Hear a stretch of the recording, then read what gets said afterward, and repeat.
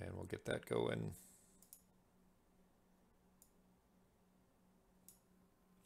All right, that is going.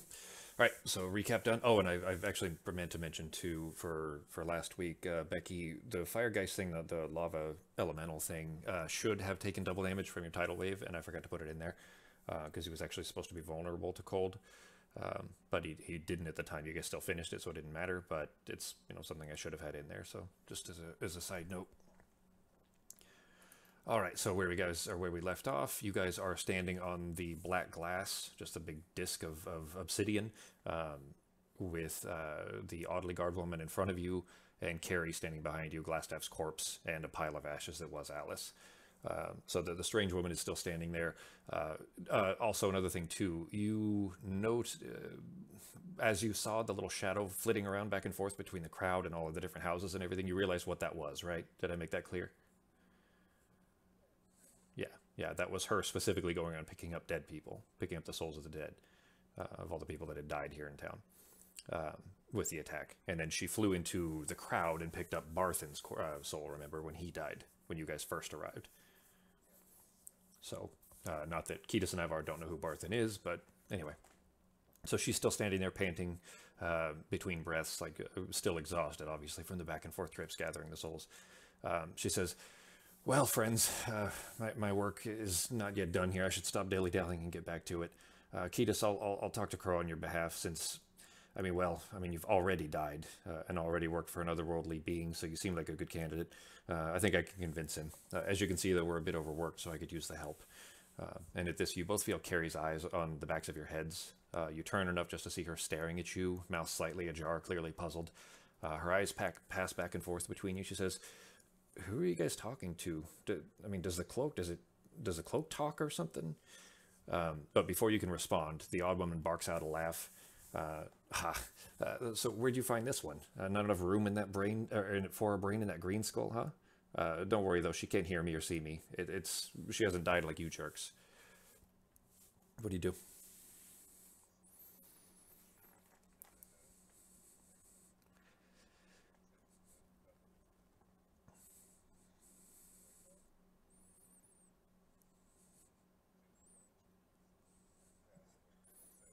Yeah, basically, you guys just picked up the Firestorm cloak, so and she's never seen one before, mind you. She's you guys have both come back to the college carrying two different Idrilim, but this is the first time she's ever actually seen one.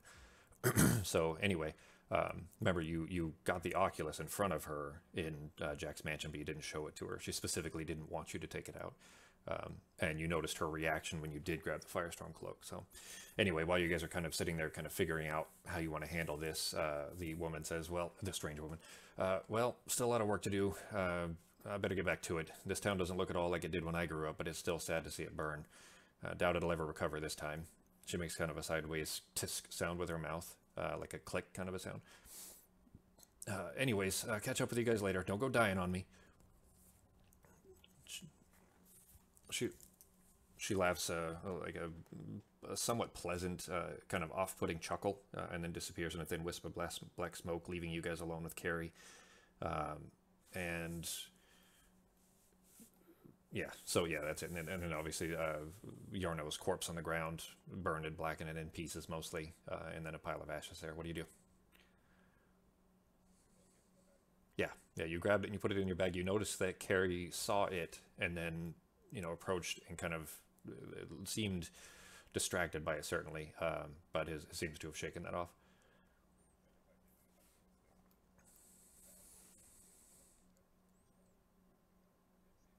Okay, sure.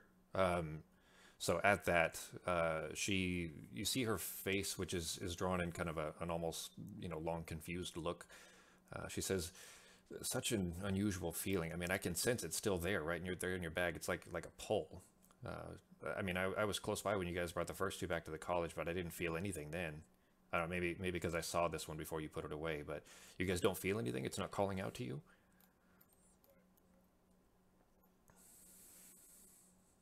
Hmm. Yeah, I mean, I helped Lotho when he first started out, and I don't know, it seems like it still was troublesome for him. I don't know if any of the other coursers or hunters, have this kind of success rate. I mean, this is 3 now, assuming we make it back in one piece, but she kind of shakes her head aggressively, as if trying to dismiss some unwelcome thought. You see her gaze kind of pass through the terrible destruction of the razed mining town. You feel an odd sense of dichotomy where you're kind of comparing. Carrie is very sunken now, very dour, gravely, like a pitying scowl on her face. Like, this is a very sad environment for her. This is a village that has just burned down and tons and tons and tons of people died. But where the strange woman, who you don't know the name of, was flying around and picking up these souls and seems like cheery and like happy, like she's having a good time with it somehow. So it's a little bit of a strange dichotomy, that kind of weird mix there.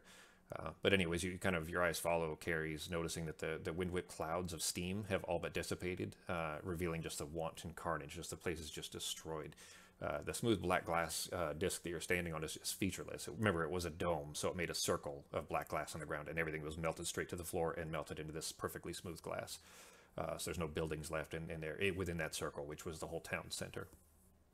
But surrounding the border of this disc, the devastation is just appalling. There's corpses that dot the scorched earth, many of them disembodied, various limbs and parts strewn across the dirt. The only silver lining really to this catastrophe is that it appears that it appears to be over. I mean, the imps and the lava elementals are nowhere to be seen. There's no more screams of the dying people. It seems, relatively calm despite the still slowly burning embers that are left of the buildings surrounding the disc. What do you do?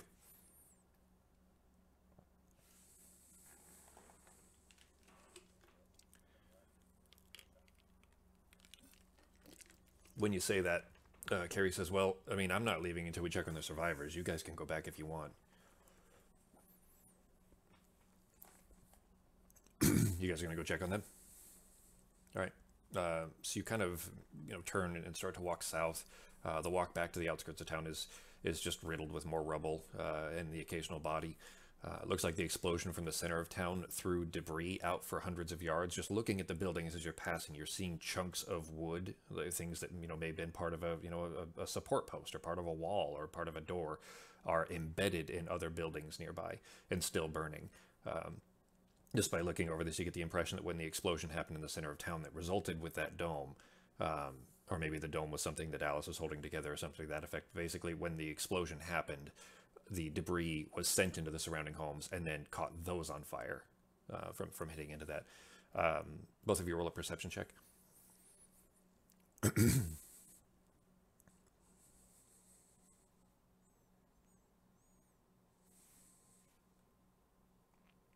Ignore this. I'm moving the round back. There we go. Damn, both got really good rolls. Navarra has more proficiency though, so specifically looking over this, you at first weren't seeing any more of the imps or anything else, but as you guys are walking south with that roll anyway, Navarra, something moving out of the corner of your eye catches your gaze. You look over and you see 3 small imps that are flying southward, kind of the same direction you are.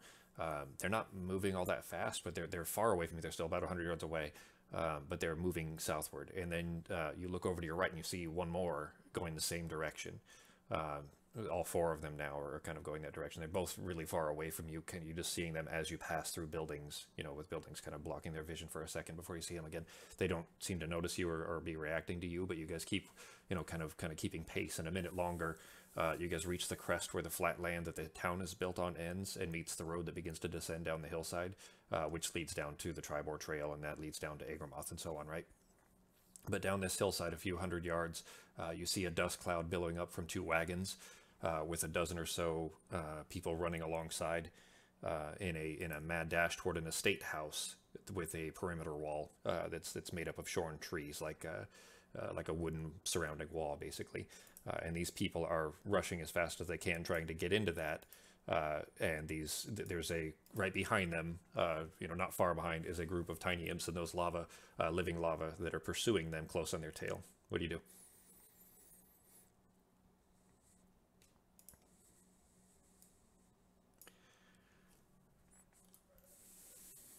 They're running downhill, and you're at the top of the hill, so they're still quite a ways away.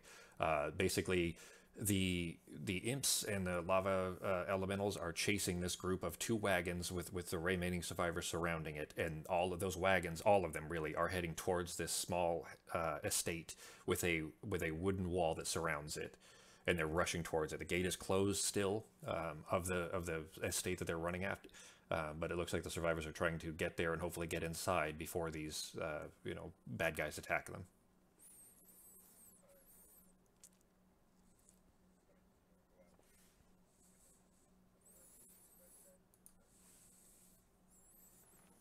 Carrie's mouth tightens in a controlled rage scowl. She says, "We've got to catch him. Run." Okay, both of you roll in athletics.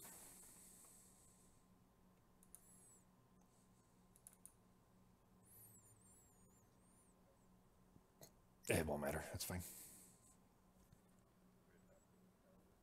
Yeah, it's fine. You actually both rolled really well again, so maybe this will be a good night for you. So you guys are just arms pumping as fast as you can, action movie style, running down this hill. Obviously, that's the kind of uh, dirt road being as packed as it is. This is late summer, so we're not talking mud or anything like that. And you're just going as fast as you possibly can down this road, trying to catch up to them. You get quite a ways down there, and you're just starting to get within range. And both of you actually, Carrie starts to fall back a little bit. Her roll wasn't as good, but she starts to slow down a little bit, like she's just having trouble keeping pace. You're both a little more lithe. She's a little bigger and burlier. But you make it up close enough that you feel like you can get a shot off.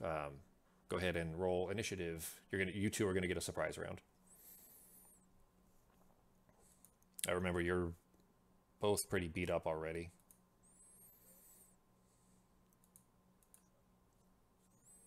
I gotta roll this turnaround. Hang on.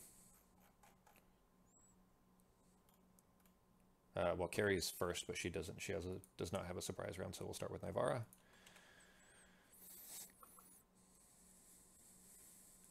All right, so there are a ton. There's a bunch of people, two wagons, and 10 imps and four of these lava geists that you can see so far that are out in front of you, not far. There won't be a map for this first part. There will be one coming soon, but all right. So Kitas, no, Nivara's first. Sorry, what are you doing?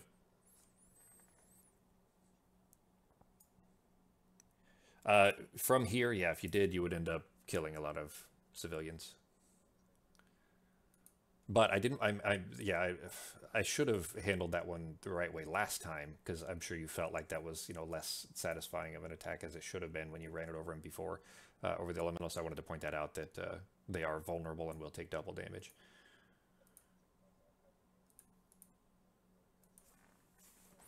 Yep.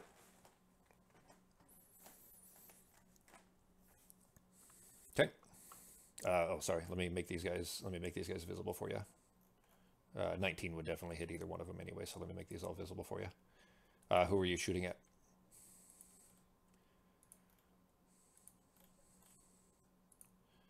You're close enough that you can hit any of them. So there's basically, you weren't close enough to be able to hit the townsfolk, thankfully.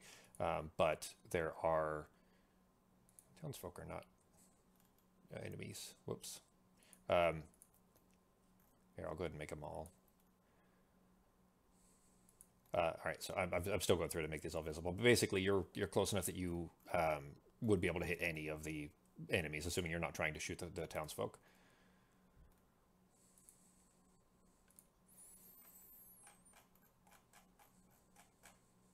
Good. All right, so a hit. Go ahead and yeah, target him and then roll your damage. Uh, so you're running as fast as you can, and you see that you're just about going to make it. So where your legs are kind of basically ways down is just automation of just running as fast as you can, but your upper body you hold perfectly still because you know that you think you can make this shot, and you pull an arrow out from your quiver and you hold it. You kind of pull it against the line. Start as you're still running, like not even slowing down. You pull the string back and take the shot, and it fires through and immediately goes through right through the back of the head of one of these tiny little imps that's chasing after a little kid. And he falls to the ground dead instantly. Did you already mark your arrow off? Okay. Oh, that's handy. I didn't realize that. Okay, Ketis gets a turn. You know what? I'm going to roll this back around. We'll just call this the surprise round, and then we'll go back to the top. Go ahead. No, go ahead. You're fine. Okay.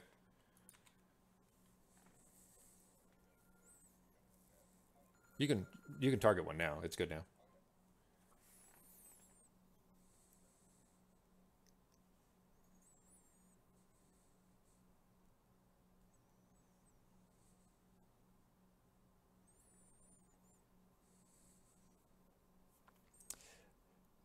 You so that's actually worse for you. You're kind of the same kind of motion. You see that you know the kind of grace at which Navarre is about to let this arrow go, and you try to do a similar motion where you go to reach behind you and grab a coral out of the case. A coral is a bolt, a crossbow bolt, and try to pull it out of the case that's around your hip. And you go to pull it out, but as you're about to bring it around your front, you don't really notice that there's a little rock sticking up out of the road, and your foot kicks over it, and you end up just kicking that, and the bolt falls out of your hand, and you just fall forward and face plant flat into the ground. You'll be prone at the start of the next round. No bonus actions for either of you.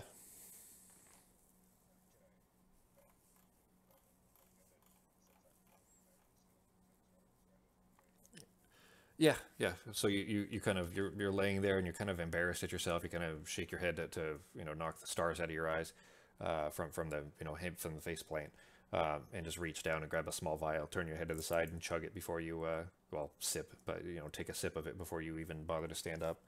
You're still laying on the ground. You'll be prone at the start. Okay, and that was second level. All right. You healed Ketis. No, never mind. Okay, yeah. You did not. Did you have a target, Becky? Okay. Yeah, no. I just you should. I meant you should have targeted yourself for the heal, but I'll pull it off here manually. Put you to 24. All right, so you're both feeling a little better. And now we will actually start the real round. The front, so the Geists are getting close to the wagon. They're not quite there yet. But as they're approaching there, though, atop the lumber wall that's ahead of you, and you're just now getting within range that you can kind of start to make out details and everything. And the wagon is still barreling down as fast as it can. Like it doesn't look like it's even going to stop. It looks like it's going to crash straight into that wall. But on top of the lumber wall, you hear a man, or you see a man in a guard's uniform, just like uniformed armor, shouts to someone below, "Open the gates! Let them in quickly!" And the 10-foot tall wooden gate begins to slowly swing open in front of the wagons. The survivors scramble in just inside, and just as they get through, the gates begin to swing back shut again. The guard's gaze turns back to the three of you, and you can just barely make out the melancholic resignation across his features. He mouths something in your direction, that possibly like a word of apology. I'm going to share the map to you now.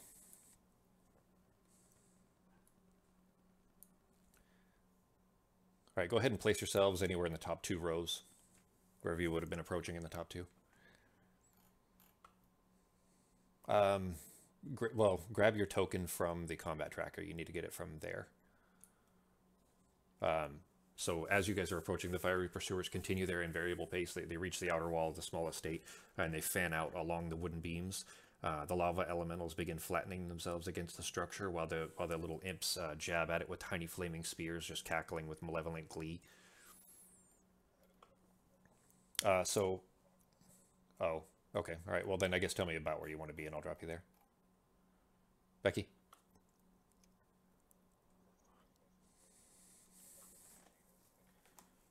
No, the top, the 2 northernmost rows. Yeah.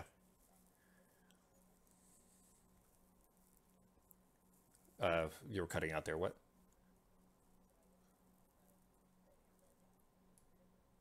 In the middle of the road? Like there? Okay. All right. Ben? Okay. You ran all the way up to the road, then landed flat on your face. There you go. All right. And now we will start combat proper. 6 is where? Got so many of these guys I didn't... I put the tokens on already. There he is. Okay. Um, so these lava elementals, the ones labeled Firegeists, are kind of slowly turning themselves back. Like they don't have much of a physical shape anyway, but they're slowly kind of becoming more liquidy and just like a standing pool, where a pool of water might be out flat on the ground, like if if it rains. Looks like that, except it's bright orange and fiery, and then flat against the walls, like it's trying to push itself through the walls almost, and trying to catch the walls on fire.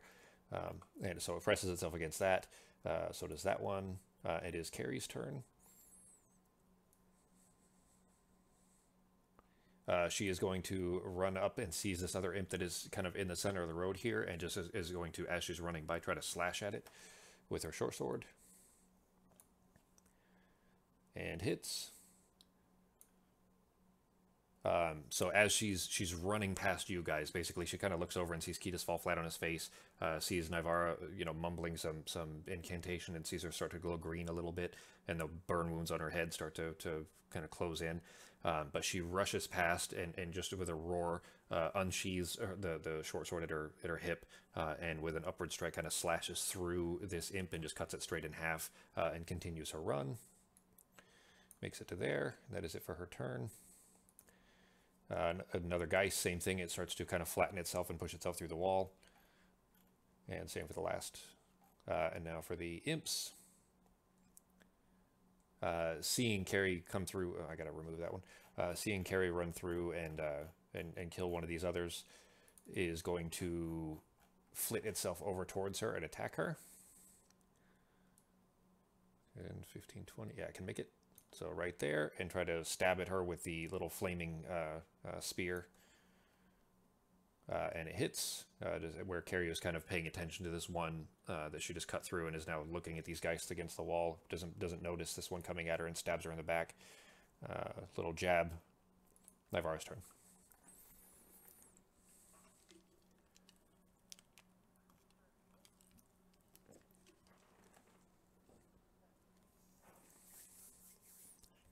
Which one is that?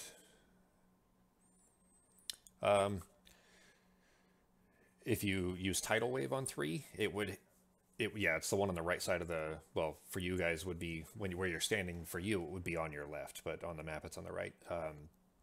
So anyways, Tidal Wave is a lot of water. It's, I think, what, 30 feet tall? Is it 30 feet tall and 10 feet wide?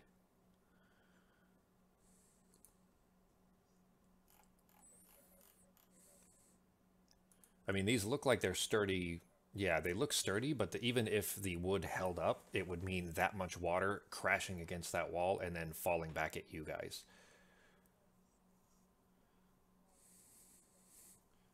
That's not that bad. Yeah, so that much, you'd probably still get knocked off your feet, or at least potentially could as the water comes rushing back at you, but Carrie would be the real risk. Yeah, so you'll just start swimming instead. If you were to, as a potential use though, if you were to move yourself south like 15 feet, and then maybe even 20 feet, and then aim it off to the east, you could probably wash. The imps are not 10 feet off the ground; they're about 6 feet off the ground. So you would wash through all of those imps, and probably, with the exception of Firegeist 23, you'd probably at least hit 6 in all of those imps. Does that make sense? You understand what I'm describing? So 10 feet wide, 10 feet wide if you were to hit, and I mean, the splash would still hit 18. Wait, 30 feet long. It's only 30 feet long. It's the rushing water is still going to go over, but so it'll still hit Firegeist 6, but Imp 2 and Imp 8 won't be in the initial blast of it, because it will have kind of settled down underneath them. But you still get to hit a ton. So target... aim at, well, target 20, 26, and then Firegeist 6, and Imp 18. And you can click on them on the map instead of having to find them in the combat tracker. And then Imp 8 and Imp 2, I'm going to give them advantage on their save, but they may still get hit by it too. So go ahead and hit the cast button after you've got them all targeted.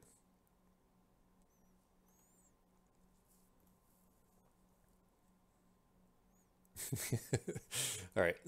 So imagine trying to do that manually of me trying to figure out which ones saved and which ones didn't. Like this, I don't have to do anything. It just automatically tells me whether they saved or not, and then I don't even need to do anything for you to just apply the damage. But all right, so let me look through these real quick. The Geists are all I'm really concerned with, but the one closest to you, no, sorry, the one at the far end of it does not save. Uh, it'll automatically apply. I set them to have proper vulnerability. And then, yeah, so the Geist didn't save, and like half of the imps did. All right, so you kind of rush up to the end there, kind of throw your bow back over your shoulder. It's still strung, but you just throw it up over your one arm so that you can get back to it quickly. And then you rush up to the side and turn yourself over and hold both hands out and start to kind of do that same familiar motion that you've now done it a few times, where you're kind of trying to pull the moisture out of the air. And there isn't a lot, but at least down here, this place wasn't damaged by the explosion of the fire.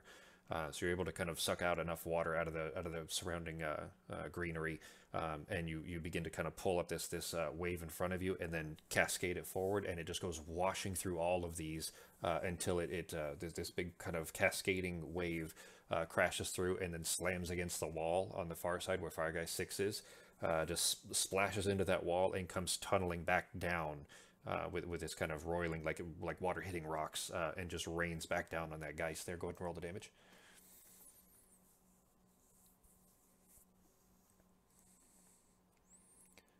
Uh, so it killed basically everybody. Hang on.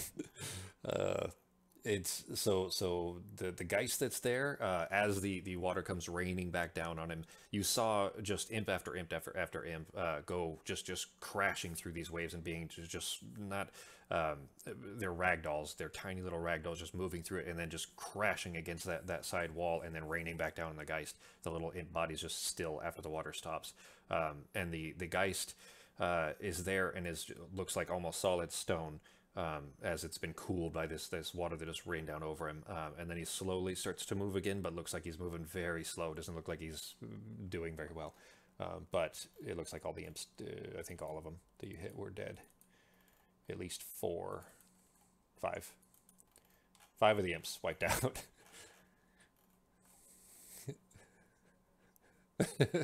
Well, at least it came in handy. Yeah. All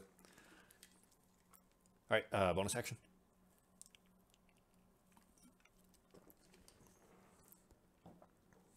Shillelagh, Flame Blade, and Healing Word, I think, are the ones you had prepared, right?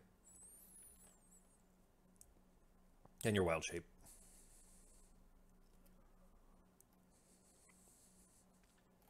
Okay. Carrie's turn is, so after getting stabbed in the back with a short sword in one hand, she looks back over her shoulder and in a roar just swings out with her short sword, trying to whack the one that just stabbed her. And hits.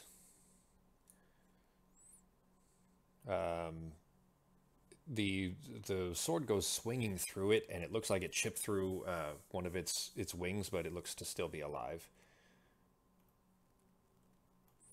How does...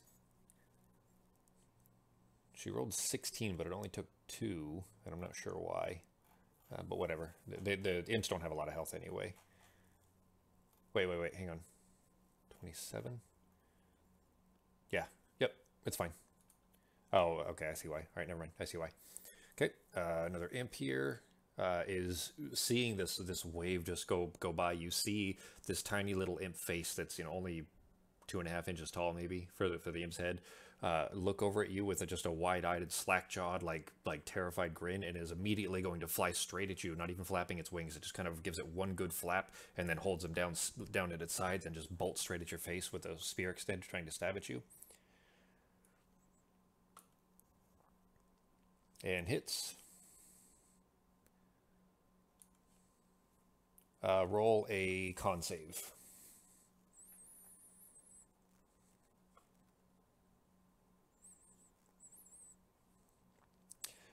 So it comes flying straight at you, just pointed straight at your face, and you kind of throw your arm up out of the way, just naturally, just instinctive, trying to bat it away. And you feel the spear scratch through your arm and cut a deep, nasty gash through your forearm. but it does fling him away, just enough that he didn't stab you in the face. And you look down at your arm and you see where the slash is, that there's this green kind of glowing shit on it. Looks like that maybe there was some kind of a poison on it. But you kind of just focus on it for a moment and just kind of keep it from getting into your veins. Doesn't seem to have affected you. Next imp. It is going to turn around and see you guys attacking. It is going to rush over to try to save its buddy and stab at Carrie, which he now has advantage to try to stab at Carrie because she's flanked.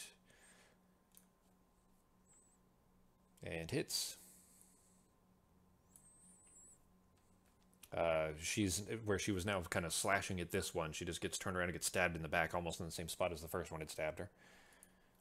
The people have made it inside, and the gate was closed behind them, so they're still inside. I have them on the map, but we won't worry about them for now. It's Kitos' turn.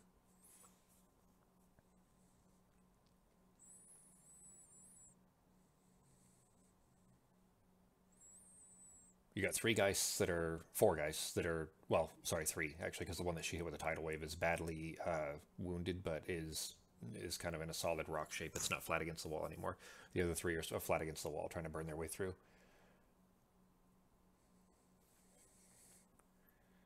She hits 6, I think it is. Yeah, on the far right, the one that's all the way over there on the right. Yep. Yeah.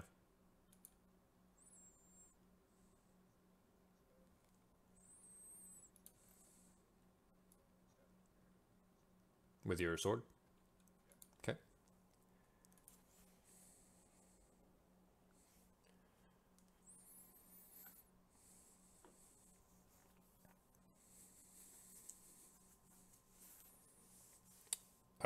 So surprisingly, you come.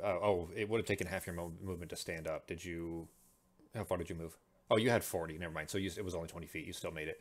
So you kind of put the vial away and just push yourself up off of the ground and come running at it as fast as you can, unsheathing your sword as you do, and come through and try to slash at him. And you feel like you were about to miss, actually, but just the way that Carrie just happened to have batted back at this thing after it just stabbed her in the neck, that batting motion kind of knocked him back just enough that your blade goes cleaving straight through it. Go ahead and roll your damage. You just barely hit. You actually rolled its AC. Where it slashes through it, you feel like that should have. Oh, wait. I think you did kill it. Hang on. Yep, you did. Sorry, never mind. You still feel like you probably didn't hurt it as bad as you kind of thought the slash should have, meaning it's resistant, but it still killed it. So it carved through it, and there's now just two halves of another imp laying on the ground. Bonus action.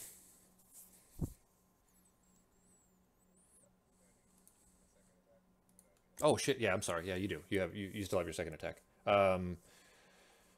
Yeah, I think you can. I'm pretty sure you're still allowed to. It's a free action to yank a weapon, so yeah, you'd be able to. Go ahead. So you throw, as you're taking your right arm and resheathing the long sword, you're kind of reaching for the crossbow at your belt and load up coral and take a shot. Go ahead.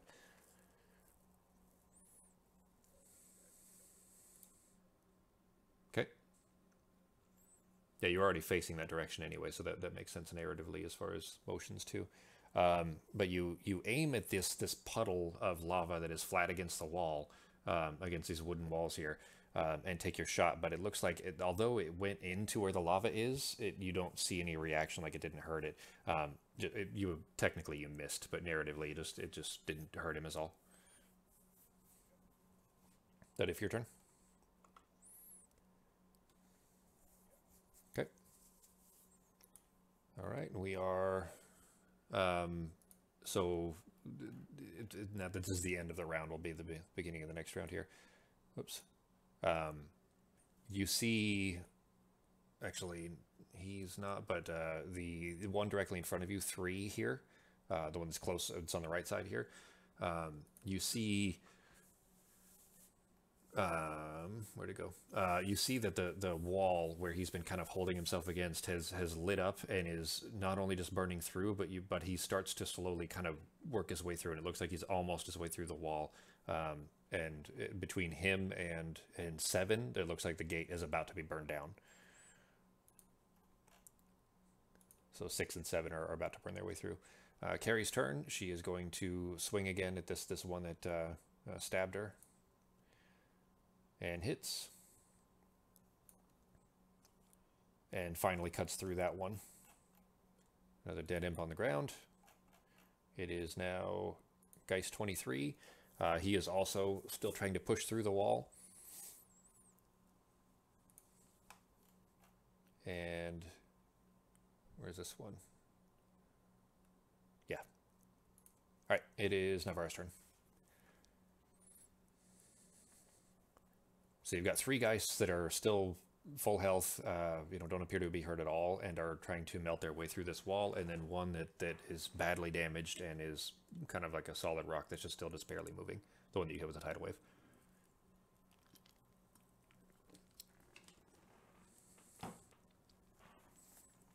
Okay.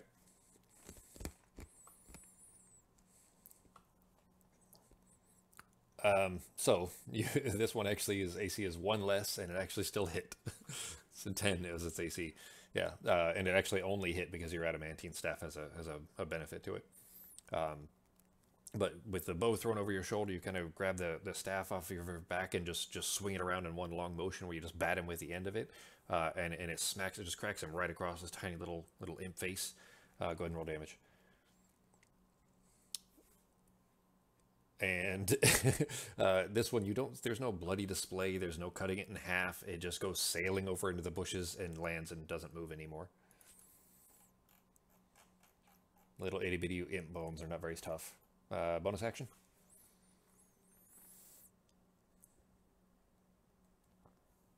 Okay. Carrie's turn. She is going to look over and see that there's no imps around, but these guys are still flat against the wall. And she's going to shout up to the guard who's still above the wall, saying, "Don't open the door! Don't open the door!" And she says, she looks over to Kita, says, "I don't really know what to do. I don't know. I'm gonna try slashing at it," and just kind of walks up to the one that's against the wall and just starts trying to cut into the lava that is now, flat against this wooden beams. Does not do so well. She swings the sword through it, the little short sword, and where the swing goes through, it actually goes through the lava. She actually rolled a 1. And the blade gets caught between 2 beams that are the 2 round, because these are basically all logs, just vertical logs. And the blade gets caught between 2 and is now stuck there, and she's just yanking on it, trying to pull it back out, but that's it for her turn. Kitas' turn.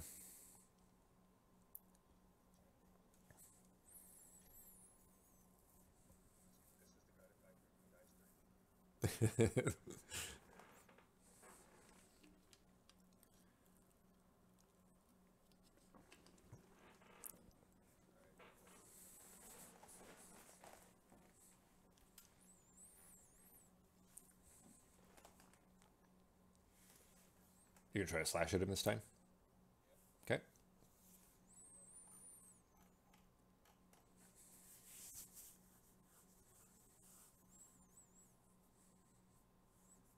This time, so you bring the blade down almost to the side of it, if there was a side. I mean, this is like trying to hit, a puddle of water from the side, except a little bit thicker. But you still manage to kind of get that split the middle between open air and hitting the logs, and you actually just hit the lava part, basically. And it cuts through, and where it cuts through, the lava begins to darken the same way that the water made him darken earlier. And then, as the blade slashes all the way down, it slowly starts to turn orange again and starts to brighten back up. But it looks like you definitely heard it. Go ahead and roll damage.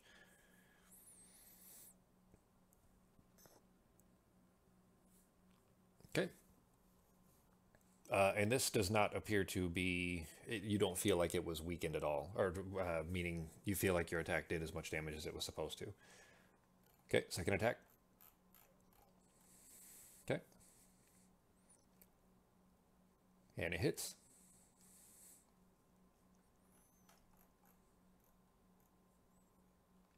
Same thing. It carves straight through it, and you see the lava around it begin to kind of reform itself, but it definitely looks like it weakened it a bit. You actually saw a little glob of it kind of fall to the ground and just turn into a darkened, kind of dark gray rock, essentially. But if your turn. Oh, we still have a bonus action.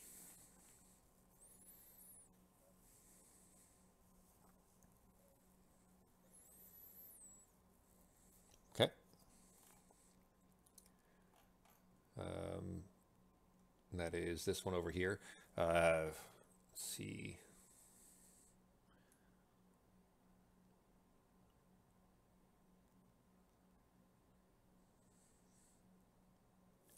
It turns towards you guys, and have already out of the corner of your eye with your high perception there. You see this thing starting to move towards you.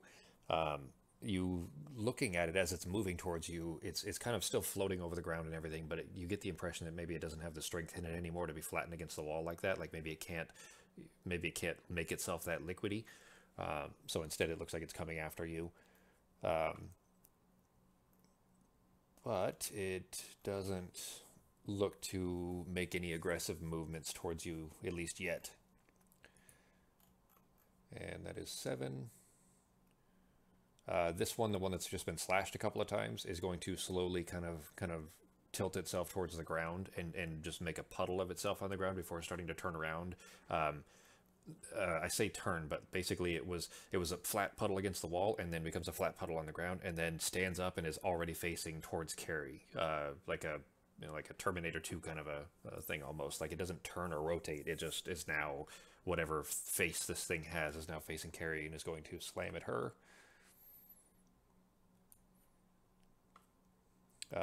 But Carrie sees this happening and just kind of sidesteps and tosses herself out of the way. So these kind of pseudopods of what would be hands come crashing down through open air, and it misses.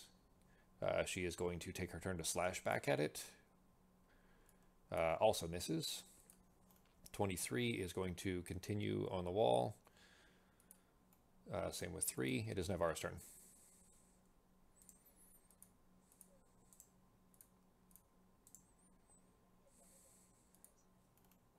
Anything cold. Yeah, anything cold.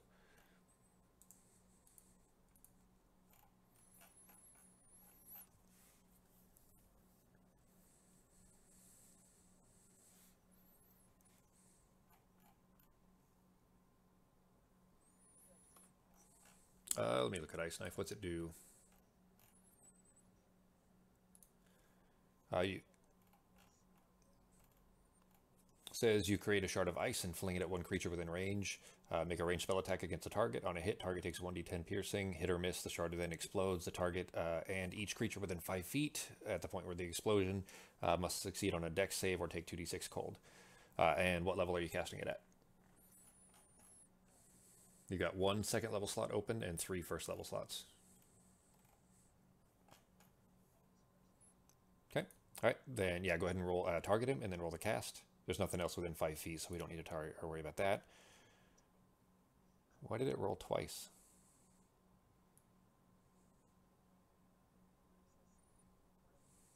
Oh, okay. It was his. Yeah, sorry. That was him saving. That's what it was, which he failed to save. So him flattened against the wall.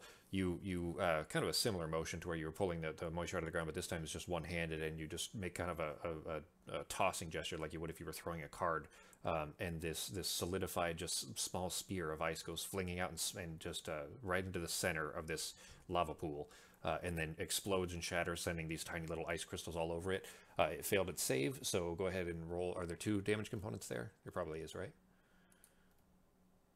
So it is 2d6 for the first level. So first roll the first damage, the one that says 1d10 piercing, and then go ahead and hit the one that says 2d6 cold also, because it failed its save, so it got hit by all the total damage. Yep, and it'll apply double damage for both. Okay. Oh, the piercing. Sorry, the first part, the piercing part, is not double, but the cold part was, which was better, more damage anyway. So that's good. Okay. Yeah, so the explosion just shatters it, and now there's all these tiny little. Well, they were there for just just for a fraction of a second, but these little ice crystals that were all over it begin to just melt into it, and all of those spots now look like a leopard print wall tapestry almost, where these little spots of dark gray stone appear in the orange before it starts to settle out. Looks like it hurt it pretty bad, actually. That one does not look to be in very good shape either. So you've got 3 of them that are pretty badly wounded so far. That it for your turn? Okay. Carrie is going to slash at the same one that's in front of her. And hits. Whoops. The the sword goes carving through it, but where you've noticed her use the sword before, and it's always had a little bit of a poisonous glint to it, it slashes through, and it doesn't look like it hurt it very bad. It doesn't look like it did very much damage to it, like it was, maybe resistant to the poison. Kiedis' turn.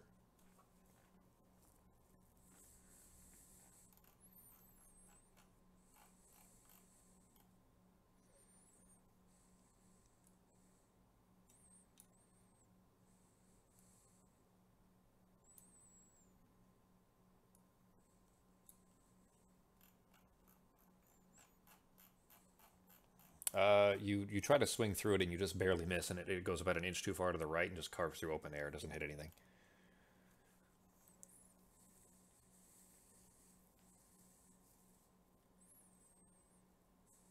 Same thing. You try to bring it back upwards, but it's so thin. No, I'm sorry. This isn't the one that's fighting against the wall. This is the one that's trying to fight Carrie, and it's just moving itself back and forth. Just this kind of globular shape that's just avoiding your swings. Bonus action.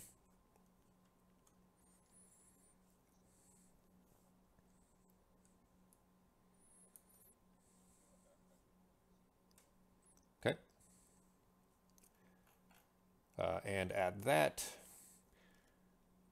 the two that are still flat against the wall have made their way through. So this one here, I'm going to go ahead and reveal the map here in a second, but both 3 and 23 have pushed their way through.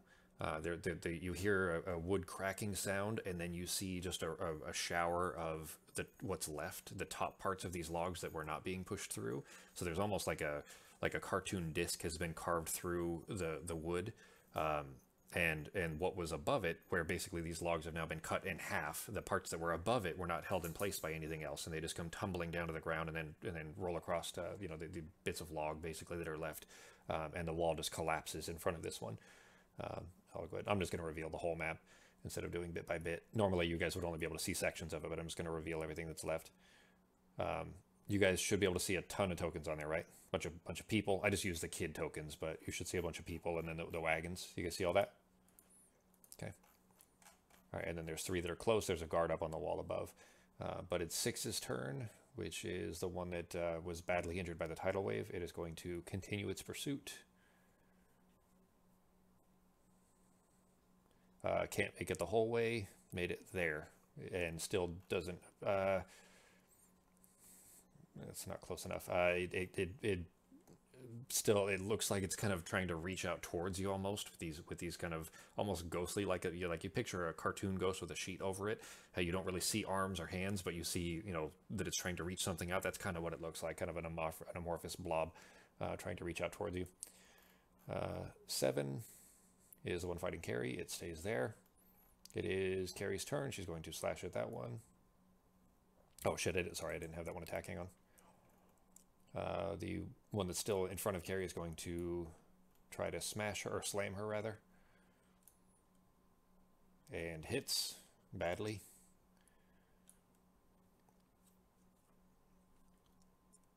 It raises both of its kind of lava-y hands up in the air and brings them down, and she had just tried to swing at it and missed and was not ready for this swing, and the lava just cascades over her head and knocks. There's a little bit of heaviness, a little bit of weight to these swings. It's not just pure liquid, but it smashes her over the head, and she just collapses straight to the ground right in front of it. She's unconscious.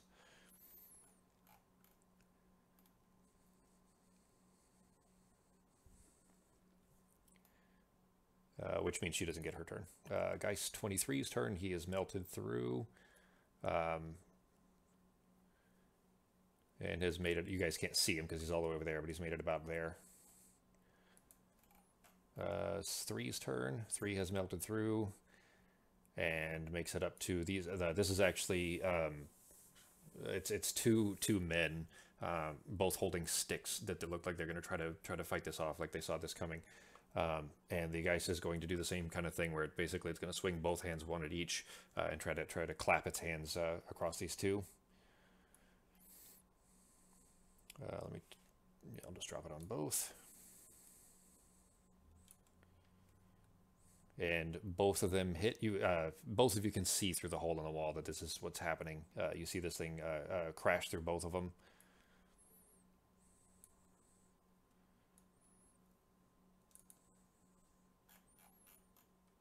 One of them, so the lava beast kind of smashes into both of them. One of them goes tumbling straight to the ground. Looks like he's still breathing, but is very badly injured.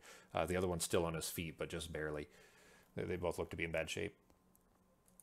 It is Navarre's turn.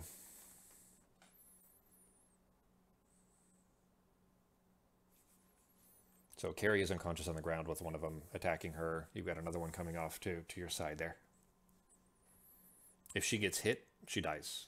So if she would immediately fail a death save, and it would be an automatic crit, which means she would fail 2 death saves. So if she gets hit 1 time, she'll fail 2. If she gets hit a second time, she's just dead. Like dead.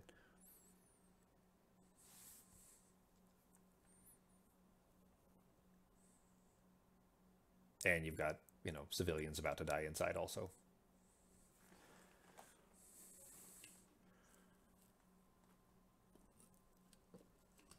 Okay. Another ice knife. Okay.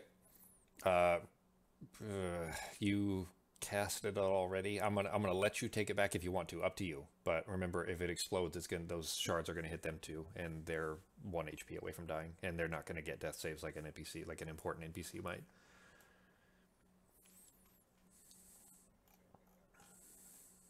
Yes. It's a what was the range on it?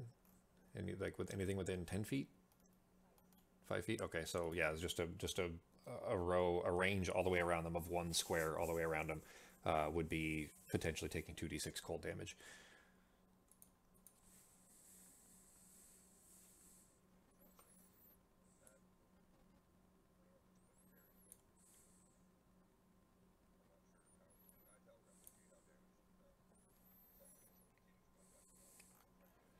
Um, I'll let you roll a.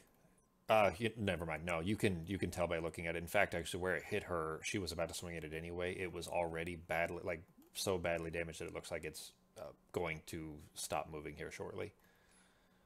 It looks like it's more stone than lava now.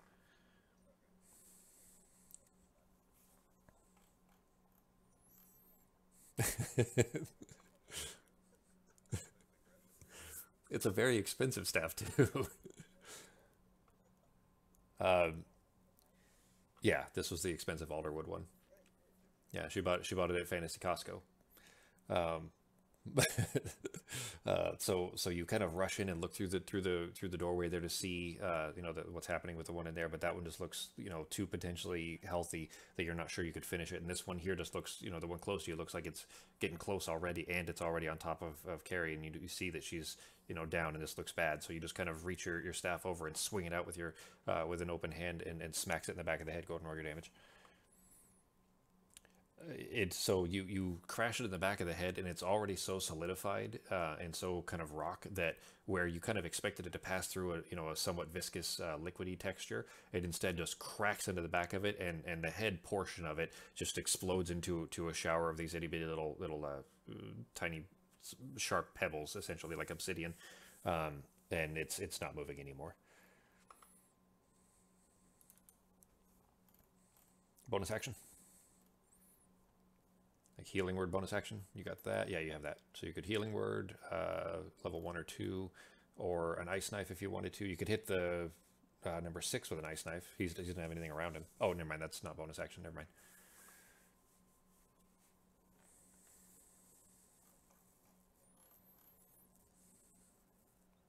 Yeah, it's ranged, isn't it? Yeah, and it's ranged too. Yeah, 60 feet, so you can cast it on anybody. And it's only a bonus action. That's your range small heal, basically, is what it is. Yeah.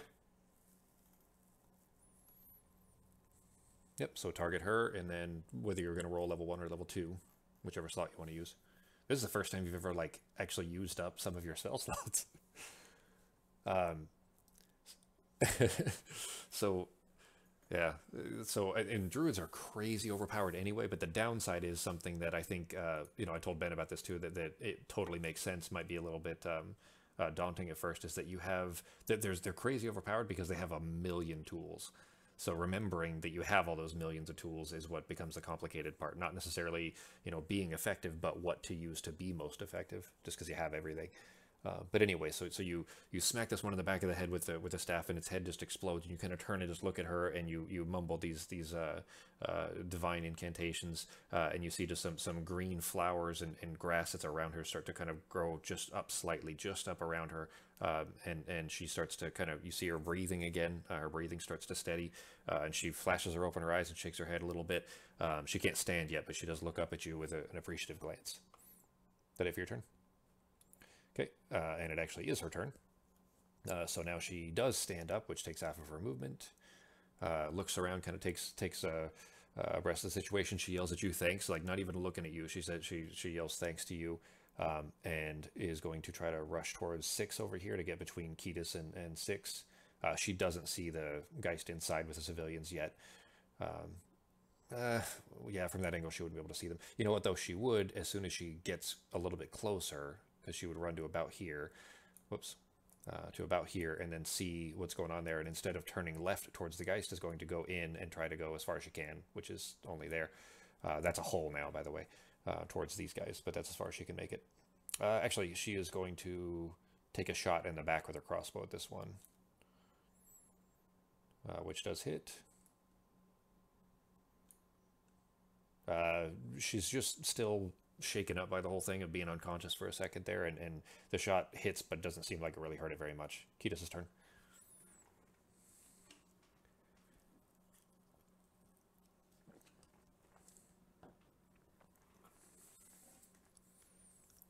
Was that 40? How far was it? 35? Okay, all right. So you go running past just as she fires this bolt. You see it stick into its back, and just the lava begin to kind of mold around it, and like it's just gonna dissolve the crossbow bolt that's in its back. And you go running by, and I assume you're gonna swing with your sword. Okay, go ahead. Shit, dude, that's 2. Yeah, you got 2 ones tonight.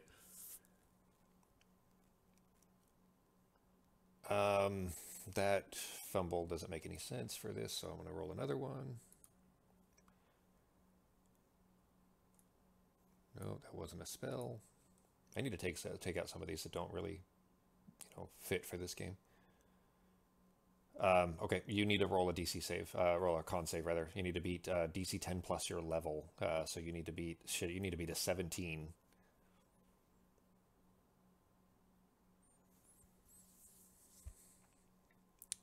Oh, 1 under. It's not that bad. It's just you go kind of rushing through, and you just saw Carrie kind of get knocked down, and this is looking bad, and you see that this thing has just clubbed these 2 civilians, and this is just a really awful situation that you're not feeling good about. And you're just distracted with a slash that the swing goes wide, you end up missing, and you almost barrel into, like actually crash into the back of this lava beast. You stop yourself in time, but you're at disadvantage on your next swing.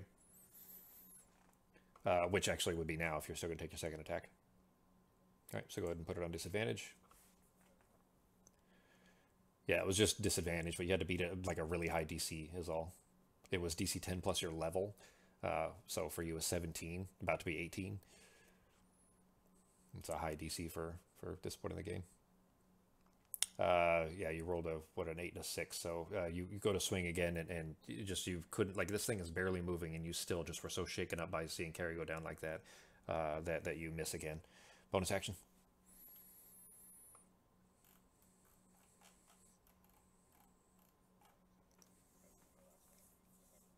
Okay. Okay.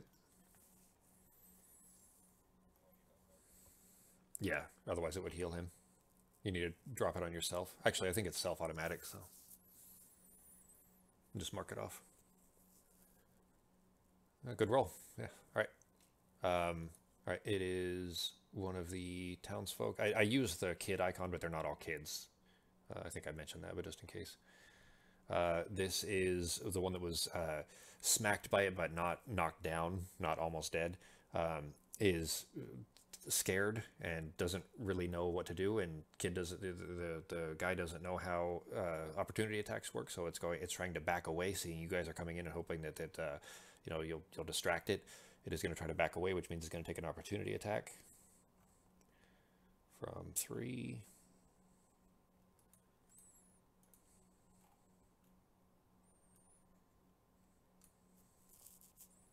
Which hits.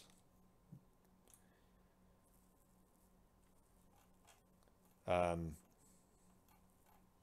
exactly as much as he had. That's toast.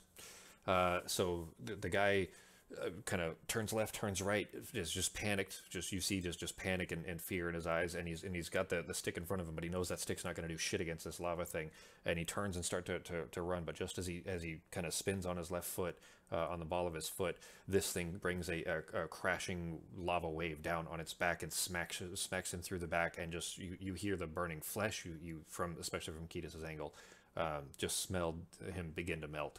And as the lava beast kind of pushes it through, the guy just there's too much weight and he just can't pull away. He ends up falling flat on his face right there and just screaming and screaming and screaming as the lava's kind of melting through him, and then he stops breathing and he's dead. 10 sees this happening, and this is another man. This is the other man that was knocked to the ground, and is almost toast. You there?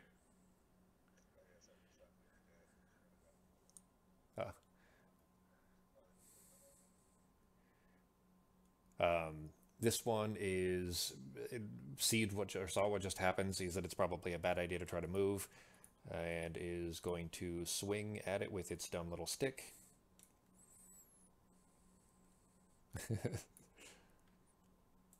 Does manage to hit it, actually.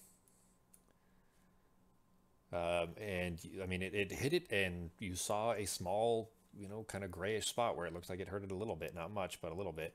But this thing was already really bad shape. It's still moving, but it doesn't look like it's going to be moving for much longer. It looks about like the one on the outside did before Navarra cracked it with her staff. This one, where is that guy? There he is. He's over here. He just saw presumably a friend of his go down.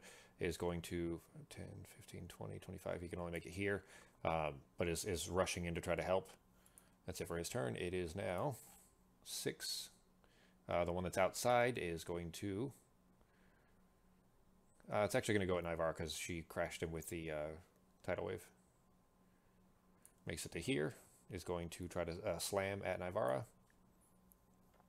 And hits. You are in bad shape. It clubs you with just a heavy rock, solid rock almost across the back of your head. You need to roll a dex save. You need to beat a 13. And where this, for the second time today, you've been clubbed across the head and are now on fire. Damn, that fire was worse than the clubbing. But it's now caught you on fire, and you're standing there just like seeing your the leathers and everything else just begin to start to light up. That's it for his turn. Carrie's turn. She turns back around and sees this one, hoping that Kiedis has control of 3, is going to jump back and try to help you. Is going to slash at the one that's over here. She with a half-orc bestial kind of a roar comes back at it and just carves it with a wide arc as far as she can, just trying to cleave straight through the center of this thing. She rolled a natural 20, and no, she rolled a natural 20, which the effect for this one was Eviscerate. You do 2 standard critical hits to the target, 2x damage, including 2x modifiers, which means 4x damage. You have to... The crit will already roll for the first part, which he resists the poison, but it didn't matter. So the first one was enough without even doing the double crit for the Eviscerate. But she carves through the center of it, and this thing was so slow moving and so rocky that she just kind of forces it through with her half-orc brutal strength there. And it cuts it in half, and instead of reforming, the 2 parts of the rock just fall separate and land flat on the ground. It's dead. That's it for her turn. She looks over. Actually, as a bonus action, she's going to use the rest of her movement and try to help pad out the fire so that Navarra's not on fire for her next turn. She says, the least I could do was repay the favor. And 23's turn. It is back here. Is going to run after. This one actually is a kid.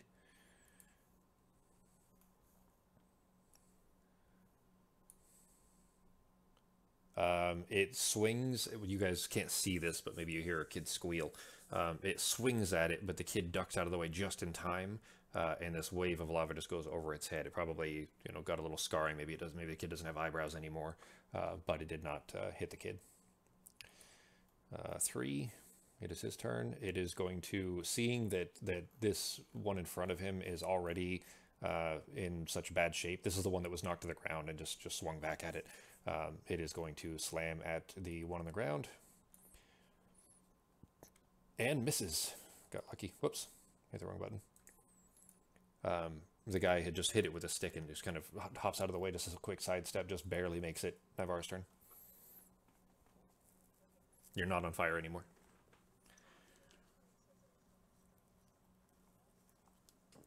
From what? Where did it come from? Oh, yeah. That was a healing potion you found. You only knew, okay, everybody else would call it a healing potion, but you know Stratos because of Ketis's, constant use of it. He's like an alcoholic except with potions. But you found a healing potion, just knew it as Stratos for that reason. But it is a stale one. I think it was 1d4. 2d4, sorry, 2d4. It's 2d4, but it doesn't have the modifier. Normally it's 2d4 plus 2, but it's just a regular 2d4. Yeah, for you to drink it. Yeah. Okay. Just roll 2d4 manually.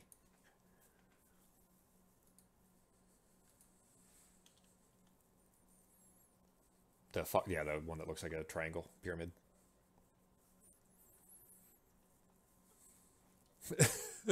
No, she rolled it twice. She just got two. She rolled 2 ones. All right. So you sip it, and it has just a sour taste to it that you're not used to. Just this does not taste good. You end up spitting half of it back out because of how bad it tastes. It helped a little bit, but not much.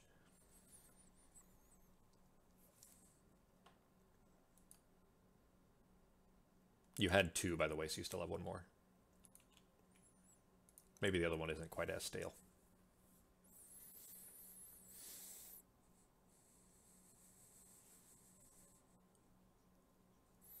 Yeah, you couldn't. You could use it. It would take your action to do it, but you might as well. Yeah, if you're not going to use it right now, you might as well save it.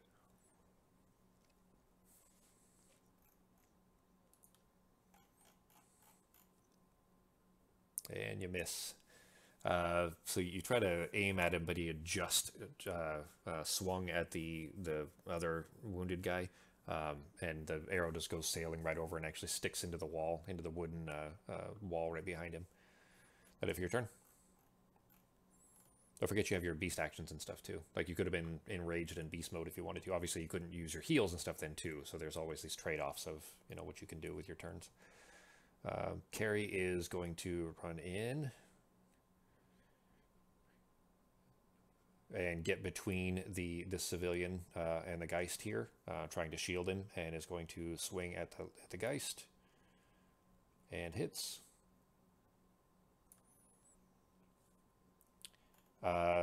And where it swings through, same thing. Like it looks like she actually rolled fucking awful. She gets 4d6 for this kind of attack because of the poison, but it's resistant to poison. What she rolled was 1, 1, 1, and 2. But thankfully it was just enough, and she carves through that one. And it's still solidified. It looks like a statue almost, and he just kind of yank at the blade to try to pull it out. That one is dead. She yells, I think there's still 1 more, and that's it for her turn. Ketis' turn.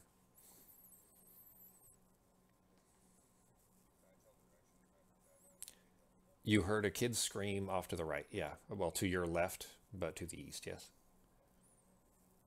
And all of that wood is the outside of like a watchtower kind of a thing. There's stairs and everything on the outside, but you'd have to go all the way around. You'd either have to go around to the north and then through the hole, or through the south and around the tree.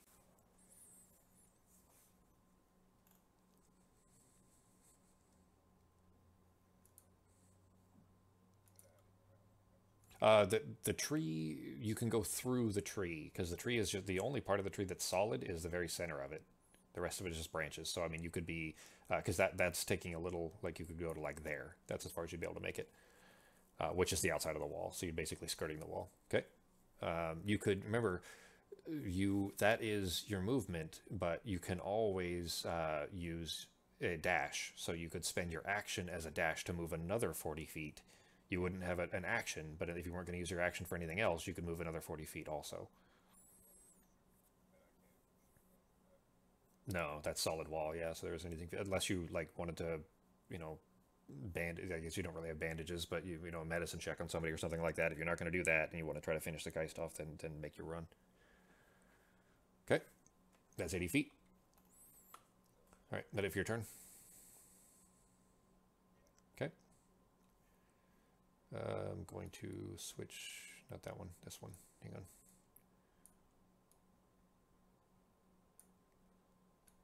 I needed another one with stats, so I had to move this one back over. There we go. And that's not his turn. It is the one that was badly injured.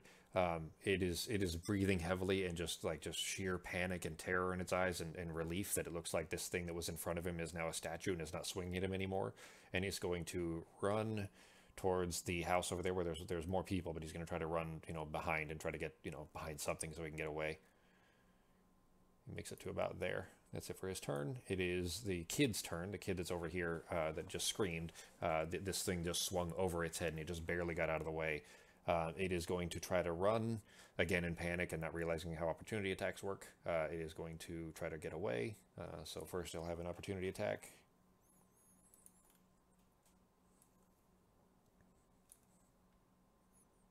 And it hits.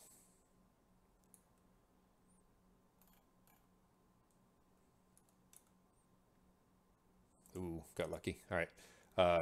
You hear a kid's scream, and then you hear scrambling, like sounds of small feet against dirt, and the kid runs. It got clubbed, but it did not catch on fire, thankfully. And it can make it to... that's one too far. Can make it to there. That's it for its turn. It is Carrie's turn. She is going to try to help the one that's injured next to her, because she... you know what? No, she hears a scream and is going to go running. 5, 10, 15, 20. She can make it there. The Geist's turn. It sees another one up here in the thing, so it's going to turn and move its way up here instead of this little slippery kid that avoided its hit. And it's going to try to attack this one up here. And misses. Just another dude that was up there. This one in a guard uniform. But it misses. It is Nivar's turn.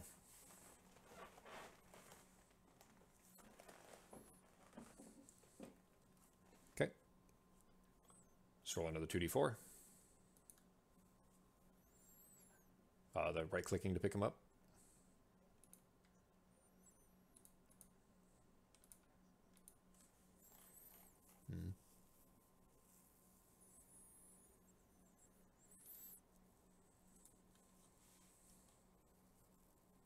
That's a little bit better roll. Okay, I just applied the heal for you.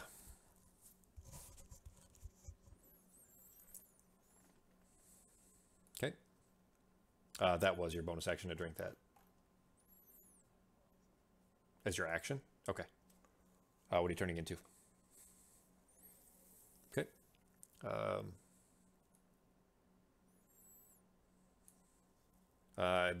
Yeah, that's probably right. Let me grab your wild shape sheet.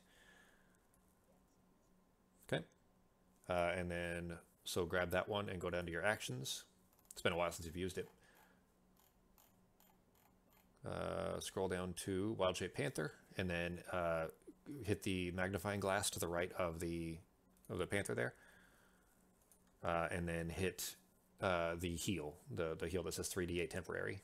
There you go, and that'll apply it to this one, and this is the character you're going to use in the meantime. So what I'm going to do is I'm going to take the Nivara token off, and I'll put this token on, and in combat. There she is, 15. I'm going to leave the regular Nivara on there for now, but we'll just move the turn down. You are now in your Panther form and ready to go.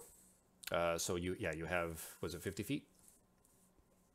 and a climb speed of 40. So you could actually climb over this wall, which would take 10 of your feet. Oh, I gotta put your token on there, huh? You were like there? We're about right? Okay. Okay. All right, so you've got 50 feet of movement, which you can climb through also. So what are you going to do?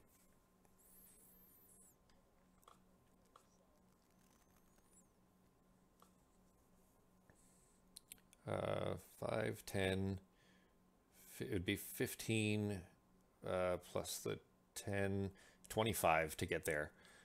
So basically, you kind of see the situation here, and you hear a child scream from over there, and heard this kind of lava beast moving over the wood and the crackling sound that's making, and you kind of focus on your form and just collapse down into this giant panther shape and just bounce. It's not even a climb so much as it is a jump from the ground up on top of the wall. That's not the end of your turn yet. Well, I mean, you still had more movement. That was only 25 feet. Okay. All right. Then you kind of bound up over the wall and see this guard being looks like this guy, this last lava monster is kind of swinging at this guard. Carrie's turn. She is going to. Oh shit! I didn't have her use. Never mind. I screwed up. I should have had her dash with her last one too. So she would have been like there. Ben, you made your token really small. I'm gonna fix it. There you go. For her last turn. Now, so she's going to do the same thing. She's going to try to dash. So 5, 10, 15, 20, 25, 30, 35, 40, 45. She can get to here. That's it for her turn. Kida's turn. You just made it small again. Yeah, I'm hearing him through your headset, but not through his battery. Might be dead on his headset. Say something. He was for a second. Yeah.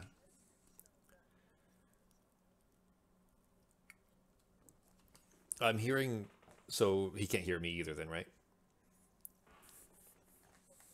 Yeah, I'm hearing some static, so it sounds like the receiver is getting some interference somewhere. So have him unplug the headset and then the receiver for the headset, and then wait a second, then plug it back in.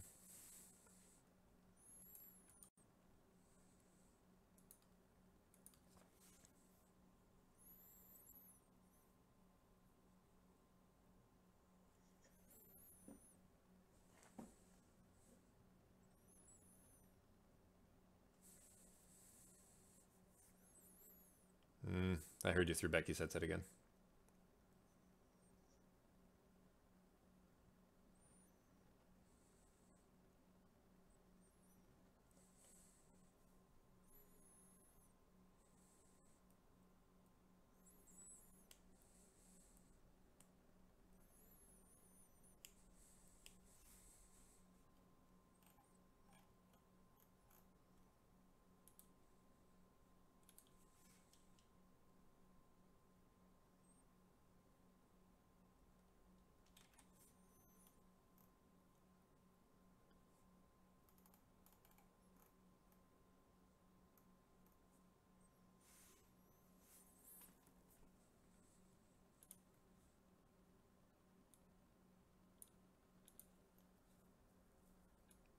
Still troubleshooting?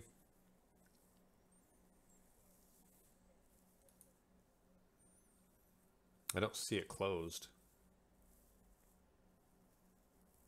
Discord, like he didn't disconnect, so he didn't close Discord. Yeah, it didn't close. He's still in Discord. So have him Control Alt Delete and then go to Task Manager and close it from there.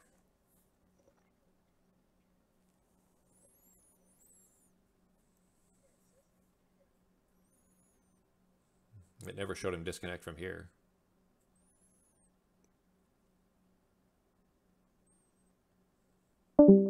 There we go. Now he just disconnected. We would have, like that beep you just heard, we would have heard that if it had closed. Like all the way. So it was probably just in the system tray or something.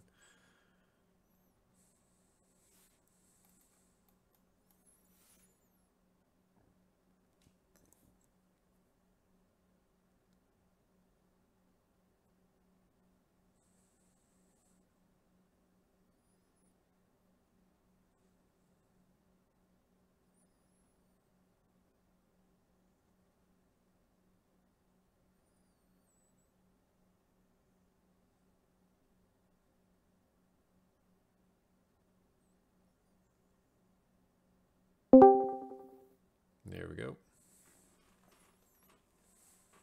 You say something, G?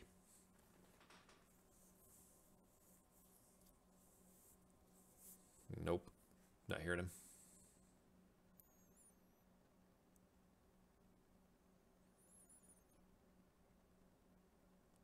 Hang on. I'm hearing you now.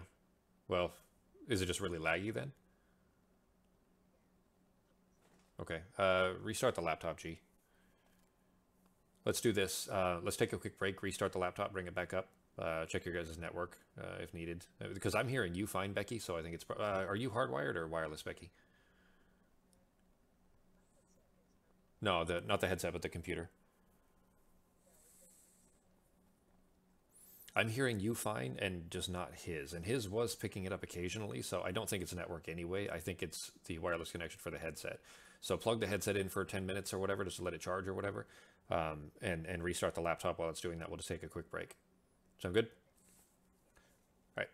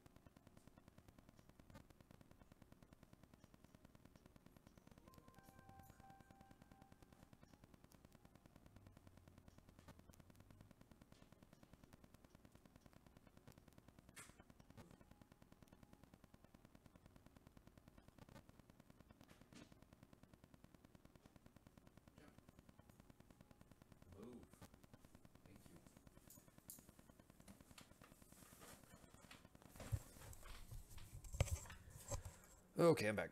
Let me know when you guys are.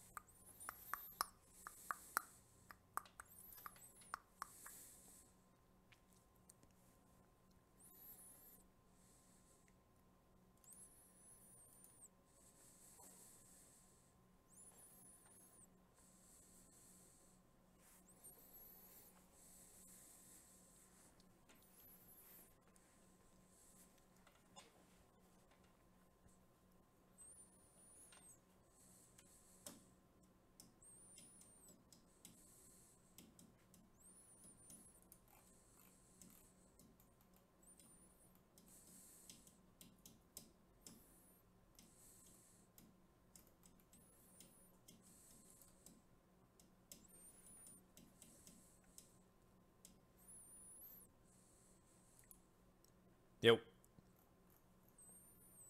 Yep. His laptop coming back up. Actually, I see him connected now, so hopefully it's good now. Cool.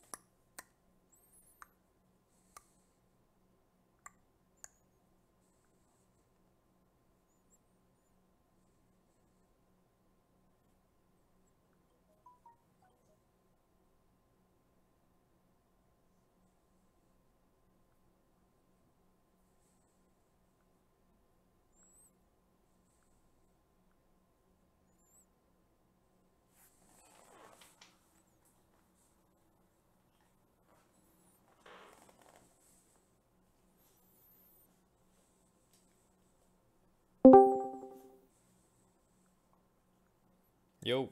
Cool. Sounds good now. Can you hear me now? Yeah, I think the battery's probably just really low because it was getting interference of some kind, and I bet when the battery is low, it's starting to lose its ability to transmit sound. But whereas the lights and stuff are a much smaller amount of juice needed. That's my guess. All right, let's pick back up where we were.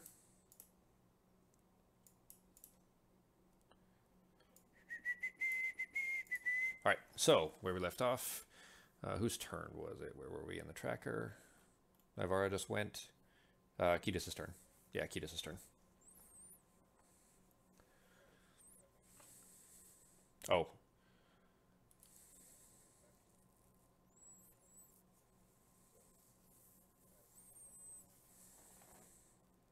I can do it. Just tell me what you want to do and I'll run it for you in the meantime.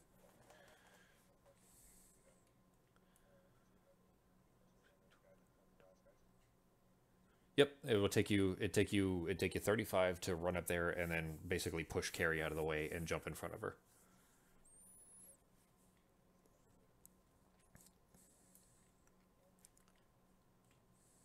I just moved him. That's where he could get to. It was right in front of the Geist. Okay, and you want to try to swing at him? Okay. and it hits. So you come rushing in, sword in hand, and just kind of shove Carrie out of the way with your free hand, and then bring it up to the pommel and just carve down through him. And it cuts straight through him, and he looks to be in very bad shape. So where this one was touched a little bit by the waves, other than that it hadn't been touched, but it didn't have a lot of health to begin with. It looks to be very badly beat up. So you're gonna take another swing. Okay.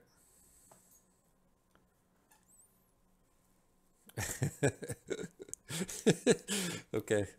So this one says here. In fact, I'm gonna throw it on the throw it in Discord for you. Well, you got something. I'll show it to you here in a second.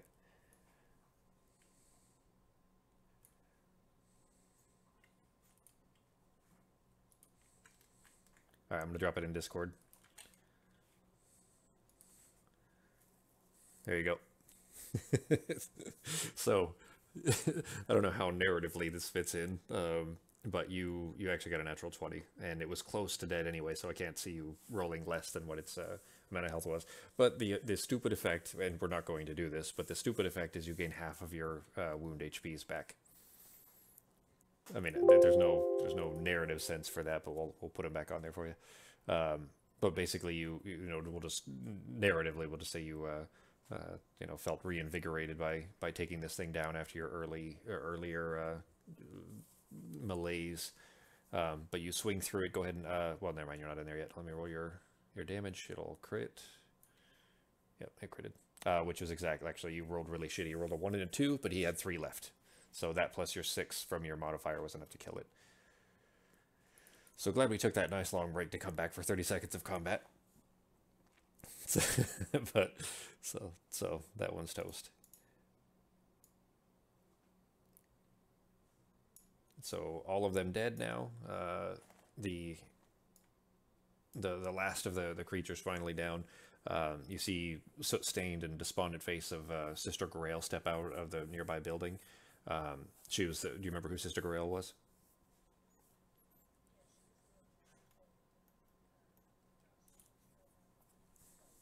Yes, but as far as you actually met her outside of Phandalin earlier today, she was the woman in the brown robes that you know told you that about the water tower and all that stuff with this group of survivors. So she steps out, kind of looks around, and you see her try to smile as she carefully approaches you guys, but you know looking around to make sure there's no other threats nearby. But the effort fails, though she can't really force a smile.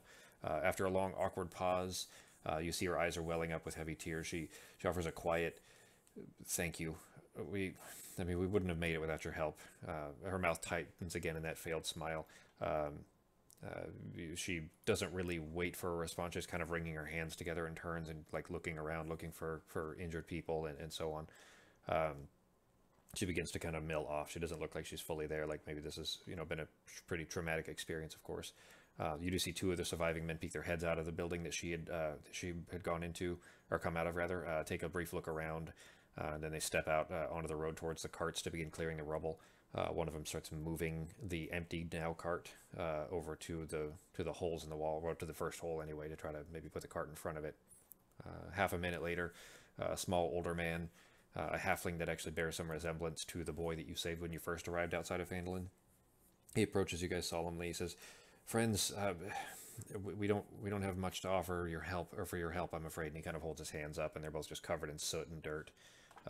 He doesn't look to be injured, actually. In fact, of all these people, he looks to be the only one that's so far doesn't look to be injured. He says, "Our homes, our families," and he starts to trail off as if the topic is something he'd rather not talk about. He says, "Garael and I, with the rest of the townspeople that made it, we'll rest here for a short time with Myrna, bandage up our wounded, and then we'll make our way for the capital. So much for the Imperial Guard, huh?" He shakes his head sadly. He says, "I don't know how we'll ever recover from this, but that we're even alive to try. That's all thanks to you. You saved my boy Carp outside of town, and an empty-handed thank you may be all I have to give." And he reaches his right hand over his heart and bows deeply. But please just accept it with all the gratitude a father can muster. What do you guys do?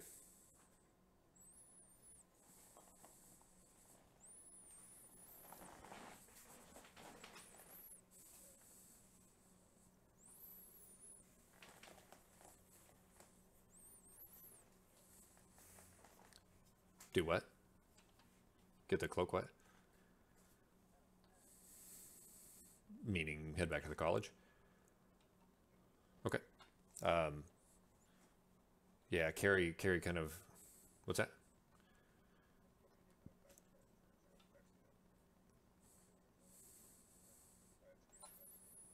You're echoing a bunch. Do you still have each other muted, or does that reset when you reconnected to Discord? Okay. I think we'll be okay. I think we're because I mean the rest of it is mostly narrative, so it'll be you still have to interact and everything, but maybe I think it's just your headset battery was low. Like, did you charge it, or like did you just leave it for a while?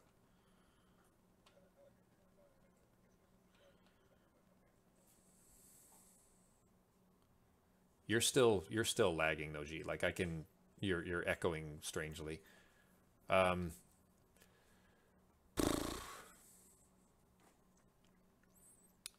we can if you set the audio through the speakers and then use Becky's headset mic, I can actually hear you fine when you're talking. I can hear you through Becky's mic. So if you guys are sitting next to each other, I'll be able to pick it up, I'm sure. And then maybe just give the laptop a few minutes to finish.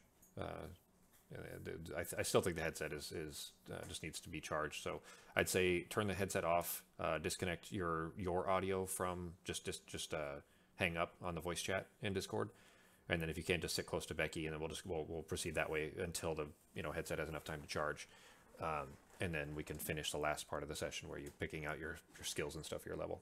That work?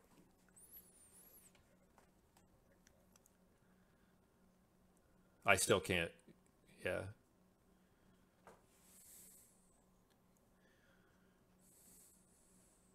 Yeah. So have Ben hang up his Discord and then plug the headset in.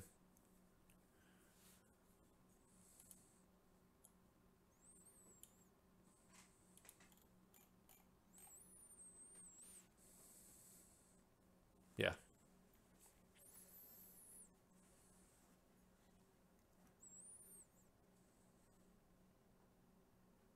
Okay. That'll do.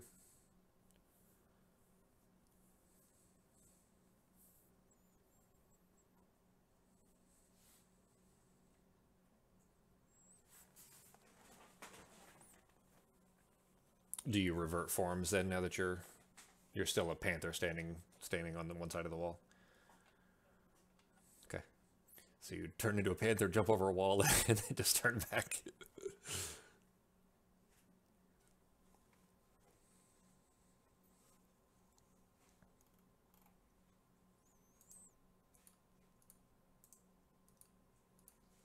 Tell me when you're ready, once you're out of the speakers.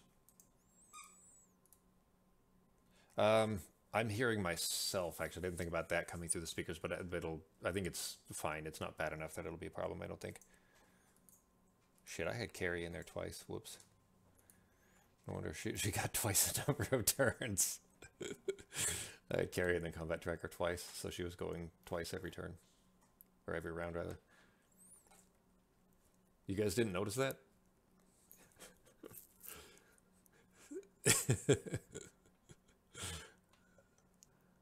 Okay.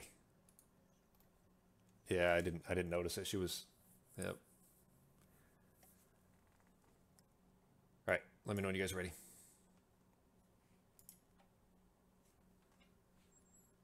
Okay. All right. You can both hear me now. Ben. Okay. Ben, you sound a little bit further away, so just when you need to say something, just talk loud so that I can pick it up. Sound good? All right. All right. So Nivara, revert form. You've just jumped over the wall as a big black panther, and then revert back to your little wild elf self. And you look around. Carrie kind of takes a assessment of the situation. Looks around. She's pretty still badly beat up. I mean, after getting knocked out, it's been a pretty tough situation. But she sees that these guys look like they're going to be, like this is all you can do for them basically. And it seems like that was the last of the attackers. You kind of look around. So just like Carrie is taking assessment, it looks like they're starting to gather things up. And from what Garael said, it sounds like they're going to kind of make a little refugee train of the last survivors from Phandalin and make their way to the capital of Mist. So you guys kind of gather yourselves around. Um, You know, this is definitely a tough situation, but you still have, you know, a mission to complete. So you kind of get close together. Carrie kind of facing the both of you. She reaches over and presses the rune, the little runic symbol on her bracer. The little blue circle snaps down to the ground in front of you, surrounding you, and then snaps shut, and you guys go barreling through blue, dim blue space until you snap back up onto the college. And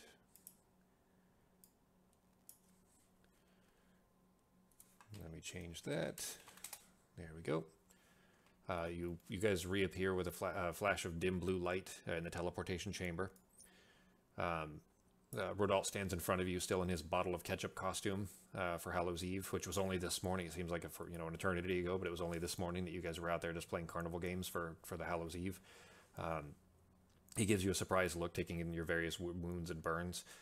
I'll get the medics. Did you guys save those people? He asks with a worried look.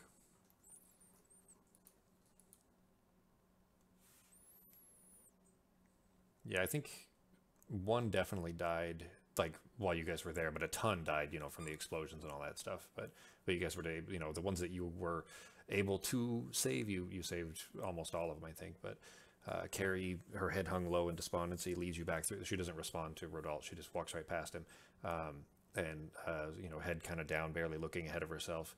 You know where she's going. She kind of leads you guys back through the arboretum, through the administrative halls, back to the director's office. As you guys are approaching, you hear an unfamiliar voice, it's just somebody you don't know, having a somewhat heated conversation, metered out with the director's calm tone. The unfamiliar voice, somewhat nasally, high-pitched young man, he says, "But Madam Director, if I could just study one of the Dellin's Cap, we could learn so much." But he appears to have lost the verbal contest and settles it with an annoyed huff before stepping out into the hallway in front of you. With an audible gasp, he stops, startled, looking out at you. "Oh, wow, it's you guys." And in front of you is a short, slim man in a white lab coat with a messy shock of unkempt brown hair, thick glasses, pale, clammy skin. You get as soon as he steps into the hallway, you get a strong scent of vinegar coming off of him. You get the impression that he spends a lot more time in a chemist's laboratory than he does in a shower. You guys don't look so good. Well, anyway, she's in there. She seems like she's in a bad mood, so be careful. See ya. And he rushes off down the hallway past you. Roll a perception check on... I'll roll it for Ketis in the meantime. I'll roll, you know, as needed for stats for Ketis until things start working again. Actually, I see him reconnected, so the laptop may be okay now, but if you want to grab the laptop, maybe you can sit there and still roll in stats. I'll roll this one, though, just in case. Oops, shit, I screwed that up. There we go. Well, you both rolled pretty shitty. But because his arms were bare, it wasn't... Did Ben say something?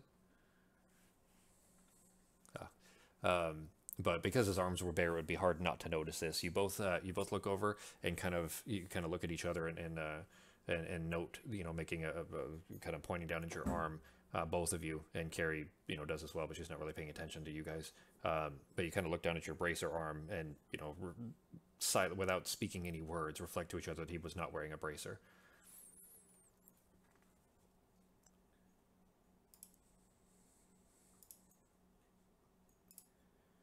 There we go. All right. Are you guys stepping into the director's office? Okay. So you step in there. She's in there. She looks like she's looking down at that same map that you guys first approached when she told you about what was happening down at Phandalin. She's still looking down at it. She looks very angry. She looks like she's been having a pretty tough day. And then whatever argument she was just having with the guy that just stepped out didn't appear to have helped matters much. She looks up when you guys come in, and you see a very concerned and empathetic look on her face. She's always, in all the time, you know, all the conversations and all the time you've spent with her, she's always seemed very motherly almost to you, without much reason necessarily, because you guys actually cause her a lot of trouble. But you know, she seems to be you know, very concerned for your guys' welfare, and you coming in badly burned and beat up. She definitely looks you know, very heartfelt and concerned. But you step in though.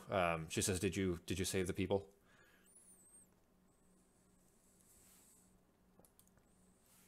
I can't hear you. Okay. Um, she kind of nods silently. She just mouth closed, looks down a little bit, and then nods. She says, "And the Idrilim?"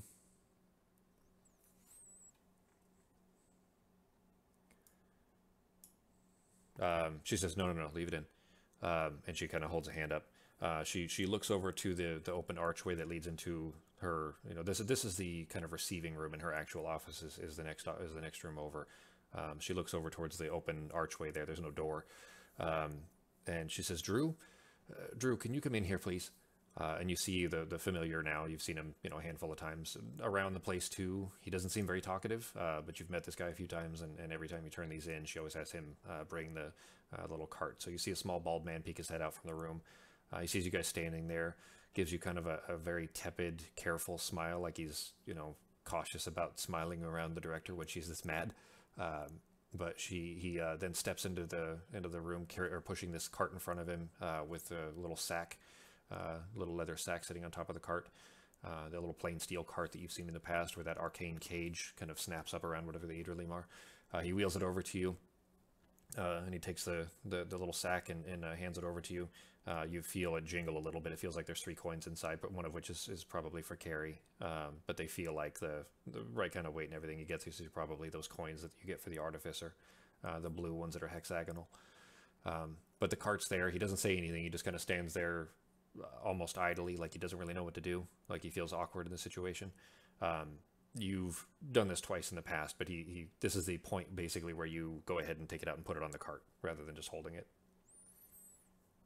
You do that. Okay. So you pull it out, and you notice that he specifically turns away and doesn't look at it. You notice that the director seems indifferent almost. There's probably some amount of cheer to be getting rid of these things, but where,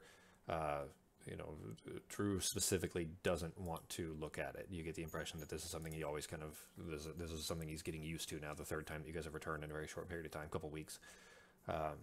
So you set it on there. As soon as you do, he kind of reaches his hand underneath it, and there's probably some kind of a rune under there that will trigger this. But he presses a rune button kind of a thing, and a little arcane purplish cage of arcane material snaps around it and holds it shut so that it can't get in there, so that nobody can get into it basically.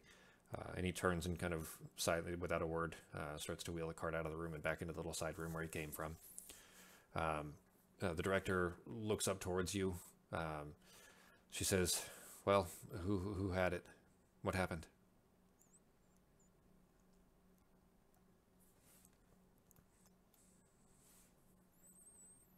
Correct. Yeah.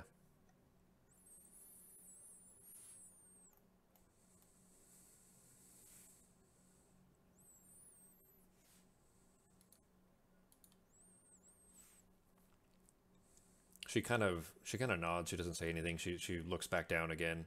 Um, she looks like she's contemplating something. Carrie says something. She kind of pipes up a little bit, and same thing. She's been very despondent this whole time, but she pipes up and she says, "You guys knew that girl though, didn't you? I mean, she looked like she knew you."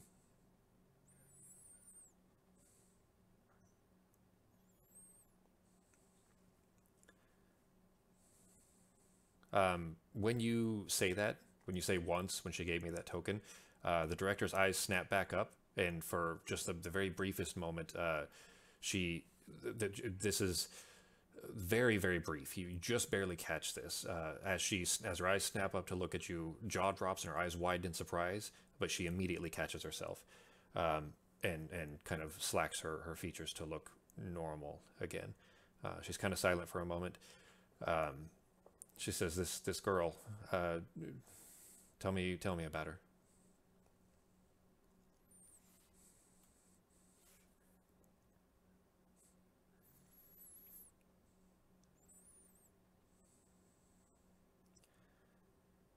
As you guys say this and kind of make this small, you know, half-hearted gesture, her eyes close and her head sinks down, chin towards her chest, and she stands there just silent. Just she doesn't say anything. Just she's leaning over the table, fists on the, holding this map down, just face staring down at the map as if she was actually looking at it. But you can see that her eyes are just completely closed, and just doesn't say anything. She's just perfectly still for a very long moment, probably a good 30 seconds or so. She, without looking back up, she very quietly, you have to kind of strain yourself to hear her almost. She says, It's possible this girl is working for the Greycoats. It is imperative that you tell me immediately if you see her again or hear of her whereabouts. You're dismissed." And she puts one hand up and kind of waves you out.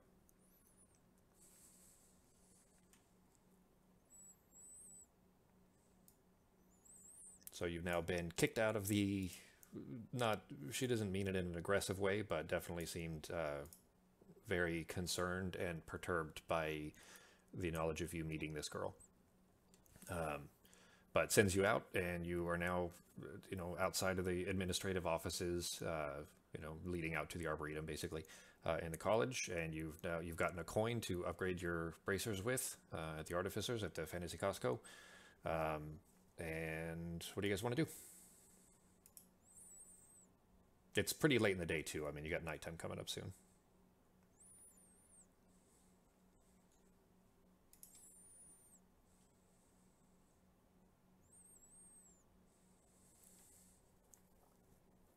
I can just barely hear you, G, so if you're trying to talk to me, then you'll have to speak up.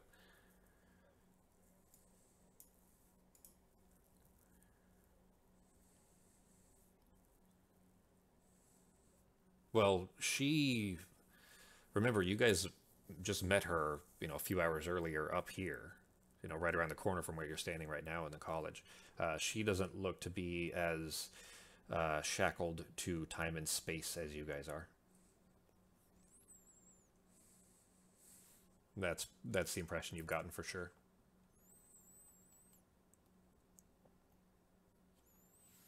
You do hear coming from the Arboretum. There's still, as you even walked through it, there were people everywhere still dressed up in their Hallows End costumes and still playing games and that kind of stuff.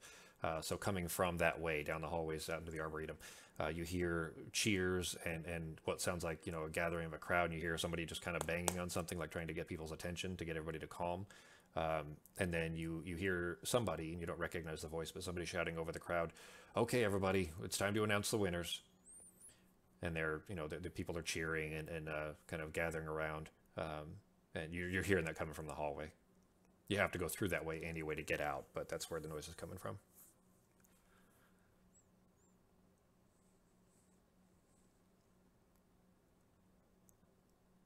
You guys say something?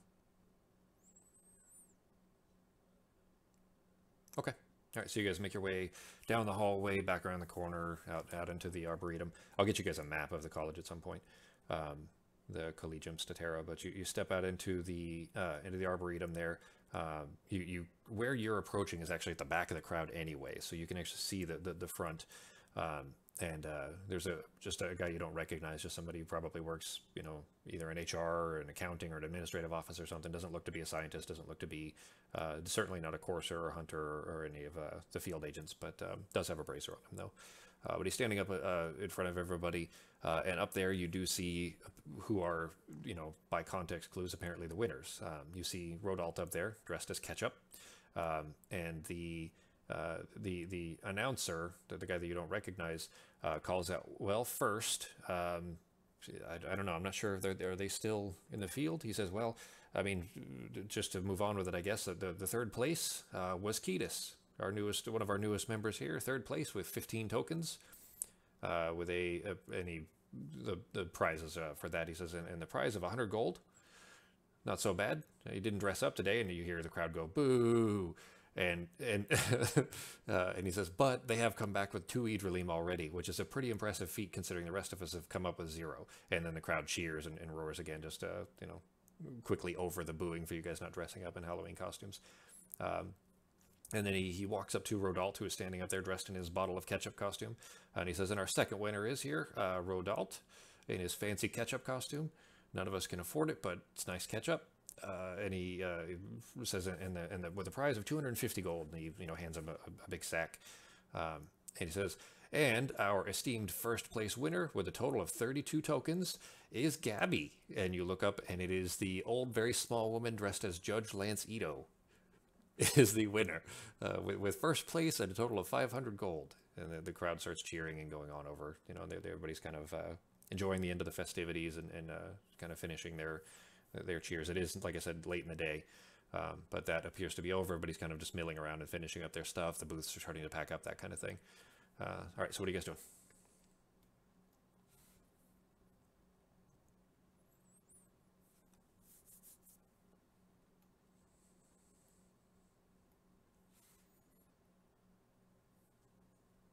The fantasy, it's already too late. The fantasy Costco doesn't look to be open. You can see it from where you are.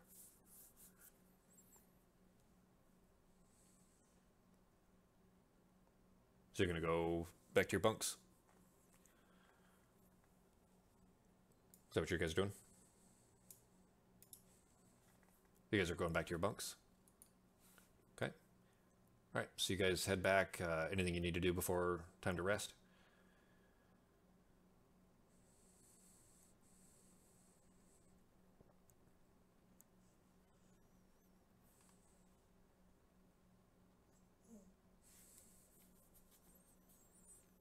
All right, so you guys head back to your respective bunks.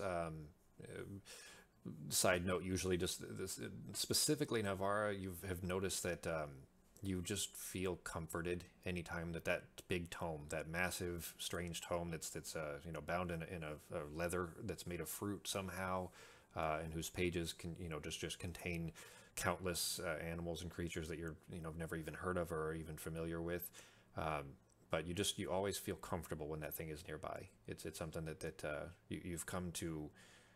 Anytime you're in a tense moment, not necessarily in the middle of a fight, but in a tense moment or any kind of a, you know, time when you're just not feeling, you know, very happy or comfortable or safe, you notice that when you put your hand on that book, you always feel a lot better. So you spent, you know, just as you often do, you know, in your evenings when you've looked at this over, evenings in the past to study a new animal and that kind of thing.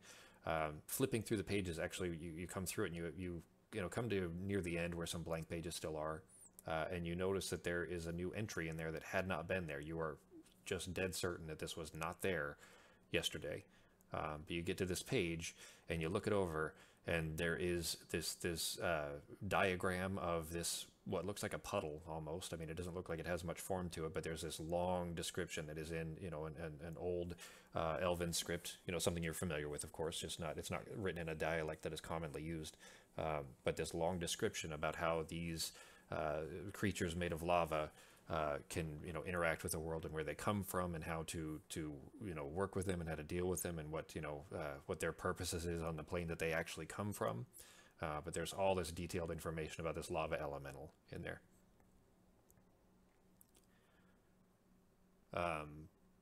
So you kind of finish looking over this in Ketis's room.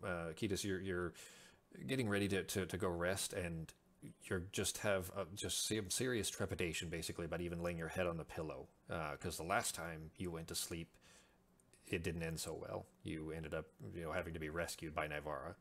That was, you know, last night. That was the night before. It's been a long day. So you're kind of just trying to figure out what you're going to do in your room, like how you want to, you know, spend your time basically until morning. So what are you doing?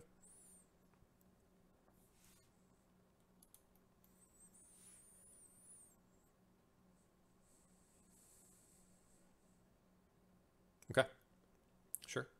Yeah, that's fine. So there's, you know, a significant library up here. There's plenty of things for you to be able to, you know, find something interesting to read. You flip through and you end up finding a manual of the different flora that is specific to the it's a big desert basically that's south of Mist, where Vabi is. And you know, this is a tome that would probably bore you know, anyone else to sleep, but for you, this is still very interesting material, despite being very sleepy and having a very long day. You just sit there, kind of flipping through the pages of this, and you know, read the whole thing front to back. You know, the night passes. You know, it's not much of a night up on the moon, of course, but 8 hours go by. You have 1 point of exhaustion on Ketis for the next day, which puts you at disadvantage for skill checks, I think. but you made it through the night without any attacks from Odim.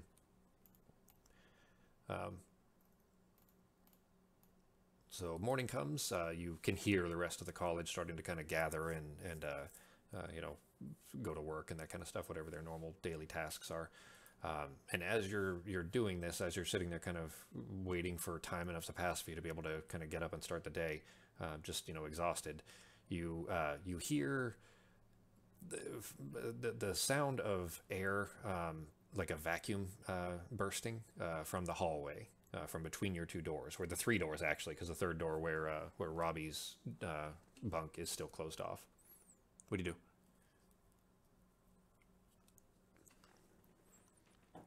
It's so, yeah, it's outside. It's basically between the three doors that lead to these bunk rooms.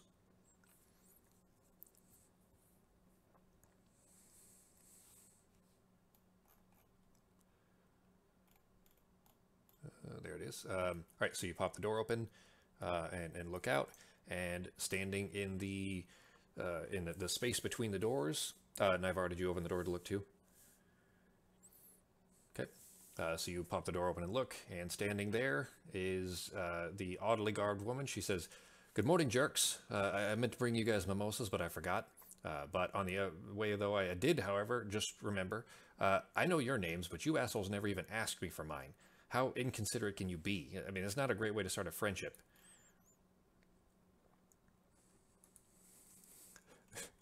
Nice try, nice try. She says, "My name is Ophelia. It's nice to meet you." And that was said it with a severe sarcasm. She says, "So, like I promised, though, do you guys want to have a seat? We gotta have a little talk." So, were you guys going into one of your bunk rooms? All right. So you invite her in, then you have a seat. Your bunk room in particular, Navarre's is she's spent more time like decorating hers and making it look nice. And there's, you know, they may not be real, but she's druid crafted flowers. I mean, they are real, but they don't, you know, they don't have, they're not plants, they're not in dirt. But she's grown flowers and vines around her room, just with druid craft, you know, to make it look nice. I'm assuming that, by the way, Navarre, you can adjust that as you want. But because they're in a lot up there, I thought you probably would have. So taking artistic liberty, I suppose. But Ketis' room, on the other hand, is just empty and sparse. You got a table and two chairs, just a small circular table with two chairs, and then your bunk bed, your bed rather, not bunk bed, but just a bed. So you sit down on the bed, and Ophelia walks over and sits down at one of the chairs. Navarre, you sit on the chair. Yeah, I assume you're sitting, right? So the strangely garbed well, now that you know her name is Ophelia, leans over, elbows on her knees, looking at Ketis. You know, kind of there's, you know, good 5 feet of space between. She says, "You guys can both hear me, right? You can hear me clearly?" Okay. All right. She says, "All right. So I had a talk with the boss. He is impressed with the ingenuity that you and Navarre have shown, and he isn't deaf to the situation you're in. We both know Odin will hunt you to the ends of the planar spheres for all eternity for betraying him, and that puts you in a bad spot, and extending an offer to you will shift some of that perpetual animosity right on over to the boss. So that fact makes your bargaining chip worth a little bit less, of course. But the good news is, as everyone knows, the Lord of Death just loves to strike a good deal. So here's the terms. Lord Crow will invest you with powers far beyond that of that middling ascendant that it had previously offered, but in exchange for 1,000 years of servitude. As a comparison, my contract was only for 500 years. My contract will be up next year, which is, you know, makes me a little happy. I'm good to almost be done, but a millennia is a long damn time. I mean, the job is definitely not easy. There is a small benefit of seeing the world change before your eyes. But you know, that's where we stand. Up to you."